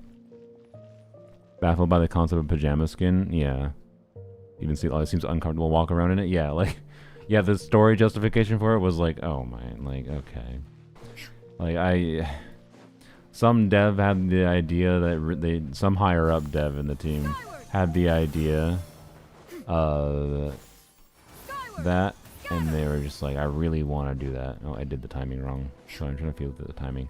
So C1 Shan Yun gives you an extra skill charge, but one of the funny things with Shan Yun is if you're not in combat, she reduces her skill cooldown by 3 seconds if you do not do her plunge. So when you do her E, if you do that attack, that's like the combat thing that you do to get particles and whatever. But for exploration, there's not really a reason to do that for the most part. So basically, C1 Shan Yun, you know, at a baseline is like 9-second cooldown instead of 12 seconds. Except, there's a funny interaction with how the timing of things work. So if I E, and we wait out the cooldown, you can see it takes about 2 seconds before it actually triggers the cooldown reduction. Now, if you just E, and then E again, the problem that happens here, we only triggered 1 cooldown reduction there. And so what you can do is you stagger the cooldown, reset. Yeah, Shan Yun was added so you can get C1 for free. If you already have C1, you can get C2, yeah. Kaya Aladdin skin, yeah, all the 4-star skins have been given for free as event rewards. So the only ones I don't have are from before I started playing. Pajama in the overworld looks so off, it's strange to meet Pajama seat lollies in co-op, yeah. It just kind of goofy. I don't get what they were going for. I get that some people find it cute, which is fair. I get the vibe there, but I don't know. It just looks kind of weird to me. That's all. Oh yeah, as far as fuck. Okay, no, sorry. One thing at a time. So gold here, I haven't done in a while, but the goal here is to E on Shan Yun, and then wait a few seconds, like stagger your E timings, and basically you can essentially with C1 Shan Yun, because normally with a non-C1 Shan Yun, you do this, right? Then you're waiting, you know, 5 seconds. And then now you can E again, right? And at a baseline also, for what it's worth, on top of it being a really good like movement ability for just traversing like that, it also is quite good for scaling up surfaces, which I think a lot of people don't realize. Like, you can get up pretty vertical slopes most of the time, but also it's really easy to adjust in the air. So you have all kinds of situations when you're climbing around shit in Genshin where like maybe you're standing on one thing and you're trying to like I've had plenty of situations where I want to like navigate around something, and so like let's pretend this was like much taller, right? And I knew that that pillar was over there. You know, I can do this, right? Oh, I should have done one more jump, but whatever. If this was like a big pillar in the way kind of thing. And this could have been much wider too, right? Because I can go like that. And like, that's useful. I think people undervalue her at a baseline for exploration. But what her C1 does is give you a lot more jump up time than you might otherwise realize functionally.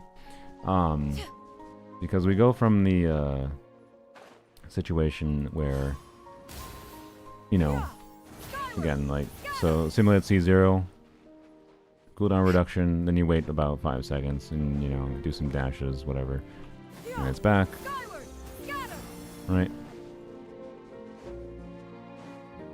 This is the C0 experience for exploration, and that's fine.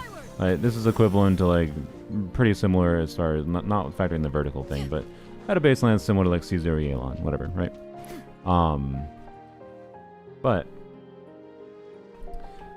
what you can do with timing things is essentially you only end up waiting like you can do, I think I forgot what I mathed it out to be, with no more than like 2 or 3 seconds. I think it was 2 seconds waiting between skills. You can do like 6 skills in a row with just a couple skills where you wait 2 seconds, like very little time. With timing of the resets, is functioning what happens. And the reason this can work this way is because basically it's to try to maximize that while you want your skill to always be in cooldown and always get a reset trigger on an individual skill. You don't want to waste a reset trigger by skilling again before the reset trigger. And you also don't want to make sure the reset doesn't happen, because the reset can happen when you have like 1 second of cooldown left, right? So you want to time it to avoid triggering the reset when you're at less than 3 seconds of cooldown. And then you also want to just make sure you're always on cooldown while you're jumping, so that the timer is always going down while you're doing your movement at the same time, right? But yeah, anyways. So let's see if I can do that here. Where do I want to go? I'll just go along this coastline. Dooch, dooch, dooch.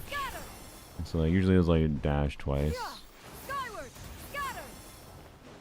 Oh shoot, I did that wrong. Whoops. Okay, so I should have delayed very slightly there, more than I did. That was what I screwed up, because I got the reset right before the normal cooldown just got back. If I had staggered that slightly more, I would have gotten the reset on the next skill coming back, right? So try that again. I haven't done it in a while, so I'm trying to remember that exact timing. We'll do like 3 dashes instead, I think. 1, 2, 3. Oh, I didn't do a dash cooldown, whatever. So now, yep. See, I got the cooldown reset right after it like went into the next skill. And now we're gonna have to wait a couple more seconds. Yeah, now basically, so after we did like what, 4 skills there functionally, now we're basically to like what C0 Shanya is. But the fact that you get like those 4 front load skills, you know, means we went from here to like here in a really short duration of time. And so it functionally means you get a lot more movement ability, especially with the fact that, you know, at any point I could have, well, this one's maybe, I don't know, let's try it. No, she can still kind of do that. I can get halfway up this, like, that is not too dissimilar from like how Shalonen can climb walls functionally. I think C1 Chanyun is just, frankly, the most versatile explorer in the game. That's my vibe. But yeah, anyways, I like C1 Chanyun a lot for exploration. I think if you don't have a strong other favorite you need to choose for the constellation dupe thing, I think choosing C1 Chanyun is worth it. That's my vibe. Vress is pretty good too. Yeah, I mean, there's plenty of options for exploration, don't get me wrong, nowadays. Vress is very good, for sure. But yeah, I'm just saying if you already have Shanyun, choose a compelling option. That's all.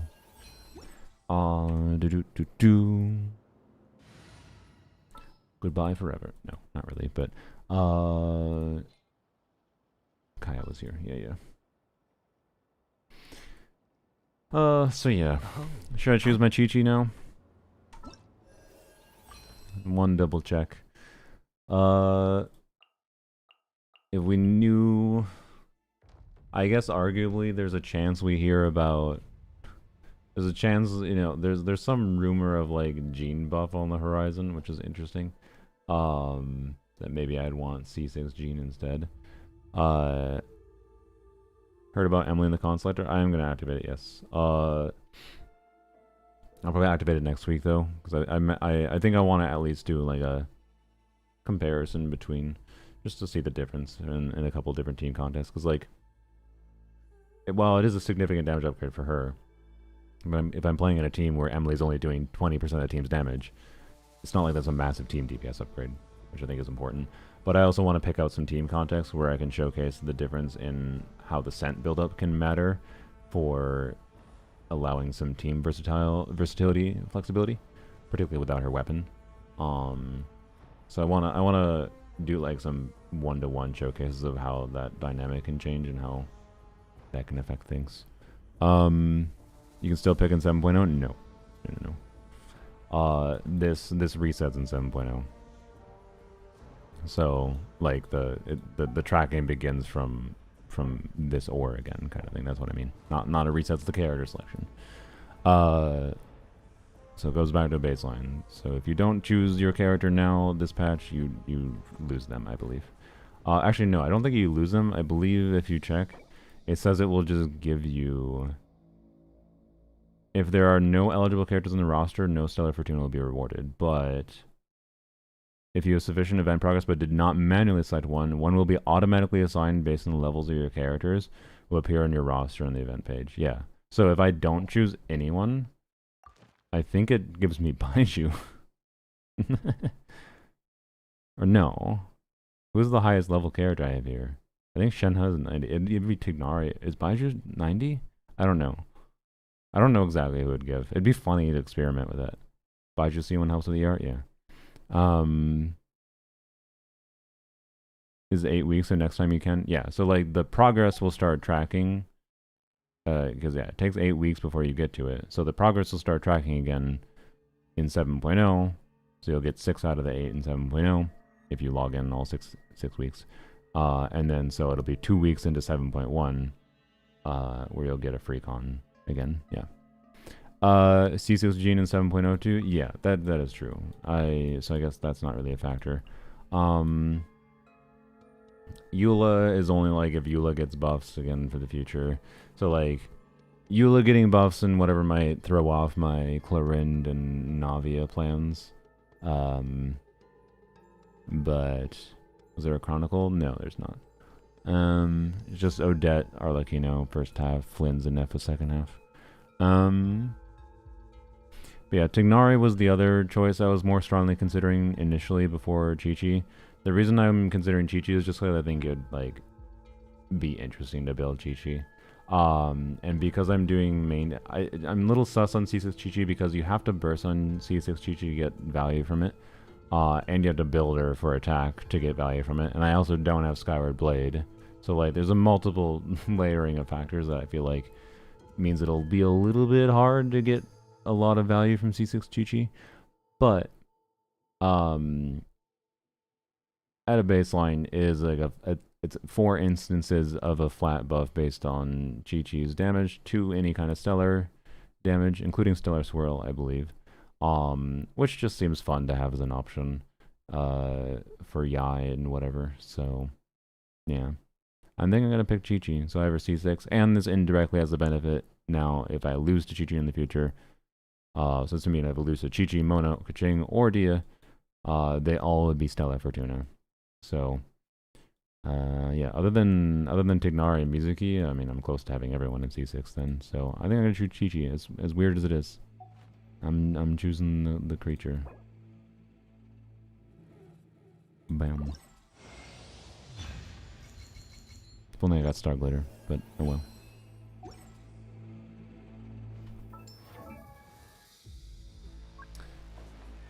And if I could be freed from this fucking artifact domain, I'd be down with leveling and working on Chi-Chi before next patch, but I'm cursed with this artifact domain, so I don't know. Did I never do the... Oh, of course I didn't, because she needs to be level 70. Yeah, never mind. Let's go play my dailies, I guess. And I think that'll be that for the day. Is anyone live we want to raid? Oh, my leg. Chi-Chi 100% uptime early game. Yeah.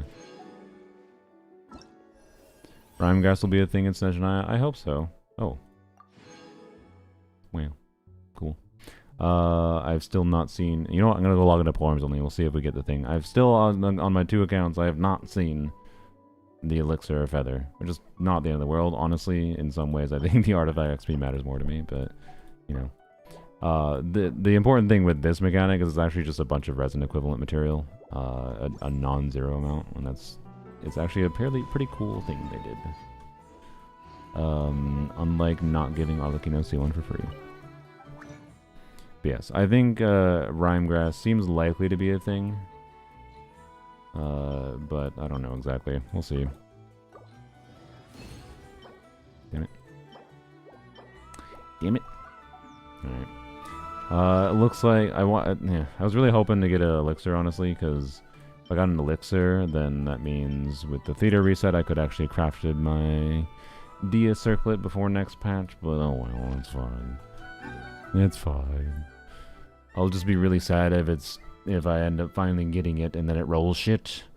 Oh well. I guess I should go here and then we'll log out. On the main account, quick. Rhymegrass might be for 8.0. If Rhymegrass is for 8.0, then this next year of character code is going to be real boring. This route. I mean, Rhymegrass might be boring too. I don't know. With Albedo reach maximum friendship, wow. I don't know. With how every new reaction they design, like Stellar Swirl might end up being the most interesting one. That one I'm gonna reserve judgment for until I mess around with it. But like most of the new reactions they have are just glorified kit enabling mechanics, and like Rhymegrass could end up being the same thing. We'll see. I know a lot of people are defaulting to like it's just gonna be like it was in theater, but like not necessarily. They can make it whatever the fuck they want. So, yeah. They showed Noi Vision. I don't think they did. And they referenced him being like from another world or something, which means he might actually be a collab character. I don't know. He's probably Electro too, yeah. What do I need here? I don't know. Apparently these. I need to level Chi-Chi. If you ever... Is Noi not a Fae? I don't know. For Muwa? I don't know. Look, his tattoo is exactly like a fucking tacit mark, so I don't know what to say. Other than that, like... I like that name card, I'm not gonna lie. I like every fucking new name card is like some like either like a creature or the character's face on it. Like, they're kind of boring most of the time. And no offense to the Nicole name card, it's meh. most of the new name cards are meh. I like the just simplicity of that name card. That looks like a little simple thing that Albedo sketched out. Actually, a sketch up from Albedo would have been better than that, but you know, whatever. I'll go. I still didn't do redeems. Or redeems. I shouldn't do the whatever. Ugh. Now that I've played gachas that don't fucking make me enter a goddamn code when they announce new versions, I'm it's really annoying having to enter the codes for Genshin every fucking time. I set a reminder to do it later, but honestly, do I want to do it later? I don't know. I'll do it later. I don't feel like doing it right now. I set a reminder. Hopefully I won't lose the 300 Primo Gems.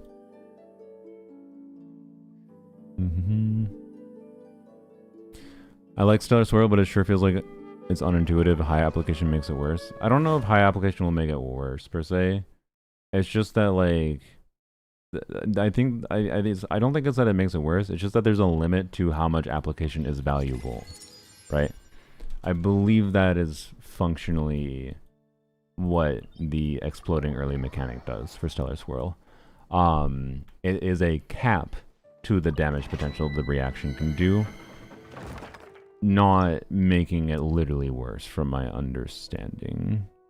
So crazy spoilers and Millie Astra pushing the stream. I mean, they showed the Millie Astra skins, but it wasn't really a focus. For spoilers, there is things that I think would be better if you didn't know about them going in. So I think if you're someone who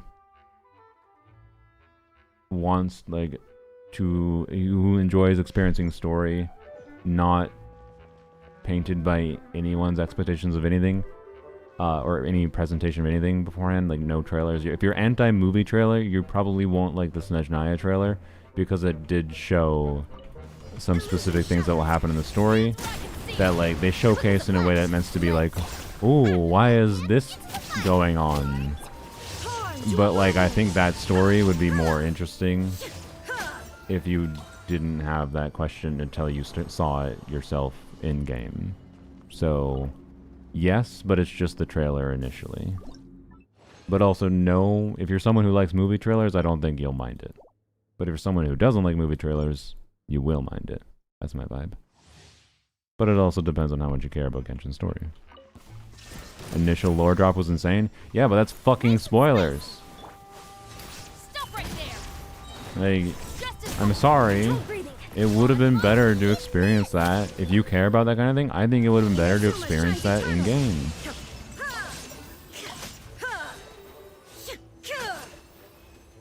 That's all I'm saying. But I wouldn't call it crazy spoilers, right?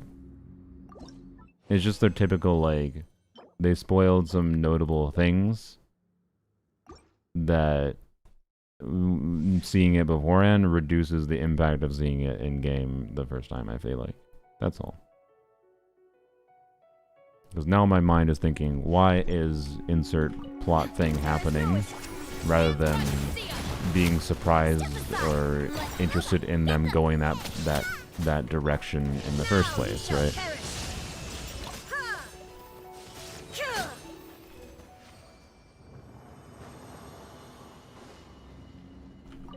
Dude. But anyways, as I recently discussed with Tars on stream, Genshin is a 7 out of 10 anime like story for me. Like not ass in a negative way, just like I enjoy that ass. I enjoy thinking about Genshin's story a little bit while I go through it, and that's where it stays. Because it's not written in a way that I feel like is good enough for me and my preferences, is what I'll leave it at. That it occupies that like there's plenty of stories that, like, you know, after I consume them, it leaves me like thinking about things after the fact, and thinking about whether that be the world, the characters, whatever. Genshin is not one of those. I think about it in the moment, and it stays in the moment, and therefore I'm not that concerned about, you know, the trailer showing the stuff. I still don't like being spoiled for bosses, to be clear. That shit annoys me. Them like being like, here's the boss you're fighting for the new boss patch. It's like, what the, like really? Especially the last time. I'm not even gonna say who it is, just in case you haven't done the story yet, but like, you know.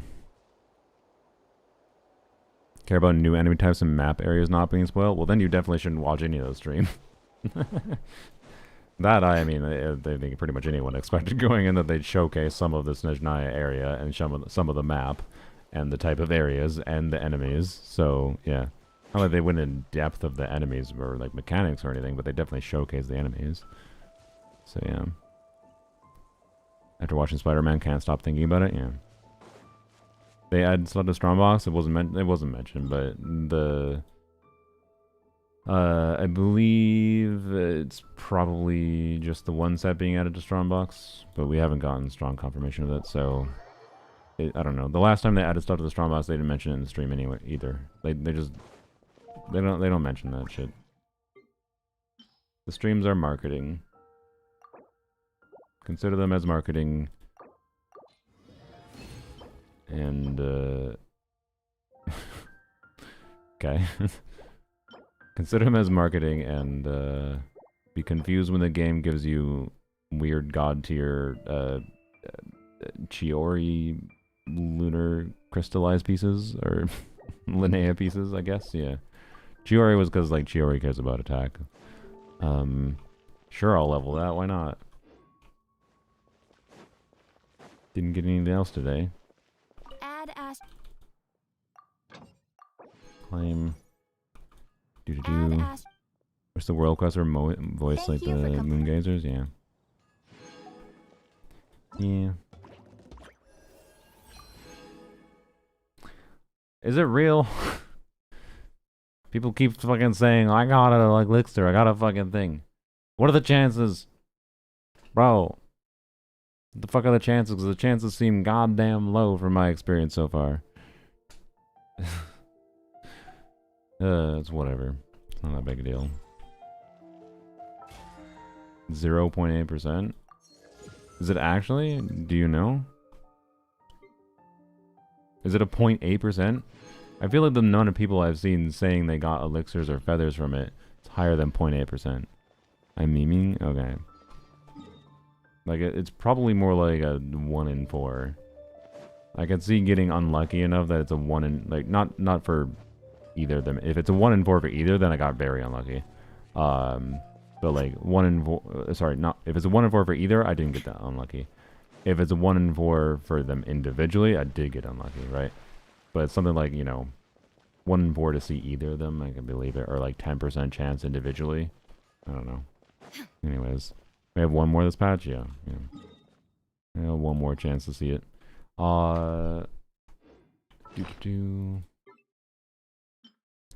Alright. Crit. Okay, goodbye. I don't have a use of that piece on this account. Like, what def scaler do I care about that needs EM on this account? Like, tell me. Nobody. And if a def scaler comes out that is relevant that needs crit on this account, oh well. If they're relevant enough that I want to farm a min-max build for them, I'll probably be farming a new set for them anyways. So at best that was an off piece, and it already had a bad roll for an off piece, so frick that piece. Yep. Overlooking Eat Lua. I don't have Eat Lua right now. And he doesn't do damage enough based on EM, so, you know. It didn't roll into crit, yo. What do you want from me? Didn't roll into crit. I do want Eat Lua, but... No, it low rolled. Fuck that piece. If it high rolled into crit, maybe. Fucking min roll? No. That was not min roll. That was a 3.1. That was a low roll. Zhongli, yeah, Zhongli buffs will make him a def scaler. Zhongli buffs make him a def scaler. Let's go. Ugh. Surely. I give like a 2% chance of Zhongli buffs making him relevant on polearms only. They're gonna do some kind of buffs for him that are like interesting, but then it's useless because we don't have like the buffer options to make him work on polearms only. That's my prediction. Or maybe he actually just becomes goated. Who knows? Zhongli's best buff would be a decent sig weapon? No, it wouldn't. If you think weapons is the problem with Zhongli, I don't think you'll get a job working for Hoyoverse. That's what I'd say.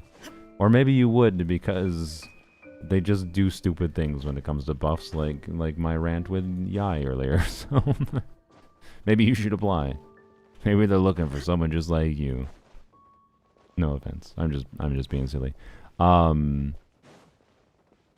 But like, no, I think Zhongli kit is the issue. Like they could change Zhongli's kit in a way that actually makes his signature weapon decent for him.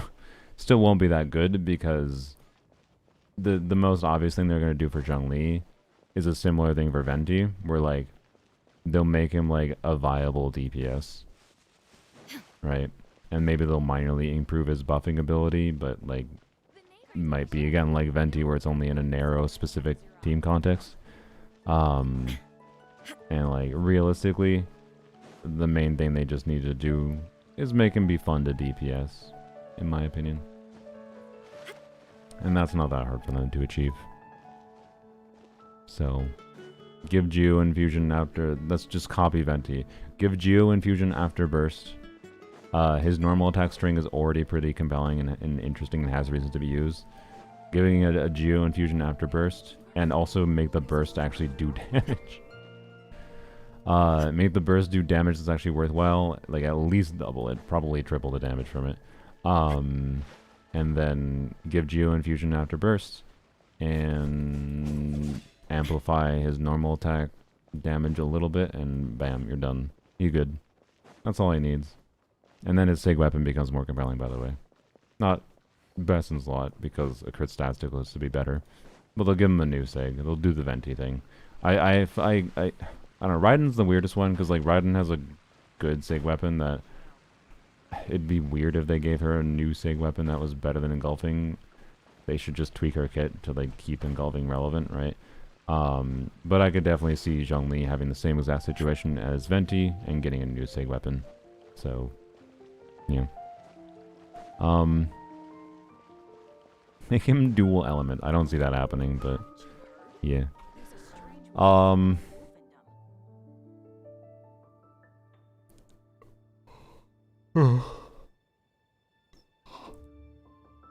I guess I should go to sleep. Let's see if there's anyone following. to whatever. Bye, YouTube.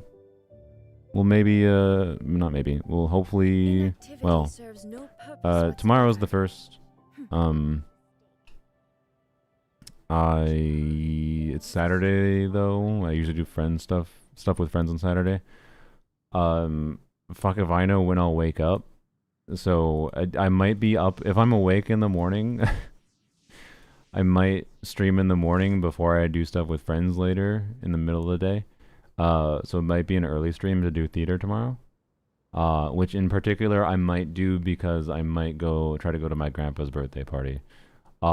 Which honestly the only reason I want to go to my grandpa's birthday party is because my grandpa is not in good health and like it wouldn't be surprising if he died in the next year. But I don't know. Medical things are weird, and like it also wouldn't be that surprising if he lived for another 5 years. So like it's in an awkward state where like I don't know, I don't want to like regret not going to his last birthday party, right? Like, so yeah, normally I wouldn't feel that much need to go to my grandpa's birthday party, but this is a little bit different a situation where he's in poor health with cancer and is back and forth. Like he needs to get blood transfusions. Like he was getting multiple a week at one point. Since the new treatment, I think he's been improving, and in theory the doctors are hoping he needs to go to he can get to the point of maybe getting blood transfusions only every month. Like he's basically probably has to get blood transfusions for the rest of his life on a very regular basis. Like, oh good god. So hopefully I can stream theater tomorrow then. If I wake up I don't know. I feel like what might happen is like I'll wake up at like 8 p.m. tonight. I'll wake up at 8 p.m. and then like I'll just be awake the full night, and it's just gonna fuck up my sleep schedule, but whatever. I'm so glad I fucked up my sleep schedule. Already more than it was already fucked up. Also, I could listen to some cool music.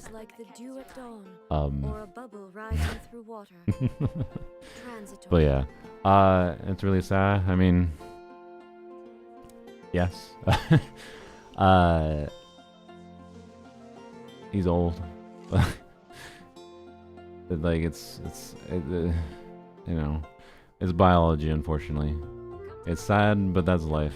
It's reality. People die. It's sad, but on one hand, I think it's cool that humanity is able to that we as a species have gotten to a point that, you know, he is able to still be alive and enjoy some time with family, right? So I think it's sad, but I think we should look at the upside of how in a very different time in humanity he might have like just easily died a year ago, right? Or more, right? So value that which is left in life rather than focusing on the inevitable impending, right? But and then whether or not and how much treatment my grandpa wants to get is all up to him, right? So yeah, just leaves me and other family members in a state where it's like, you know, we don't know what's gonna happen, and we don't want to you know, say, oh, I'm not gonna potentially be part of my see my grandpa on his last birthday ever. Maybe not, hopefully not, but you don't know, because of what I needed to go play Imaginarium Theater. Right. I also have to pay like over $100 to rent a fucking car, to be clear, because I don't have a car right now. But Anyways, that's just a stomach. That's just a pill I have to swallow, because I haven't bought a new car yet, and that's fine. And it's cheaper to rent a car on occasion than it is to buy a car, but also it feels bad having to spend $100 to rent a car. Anyway, it's fine.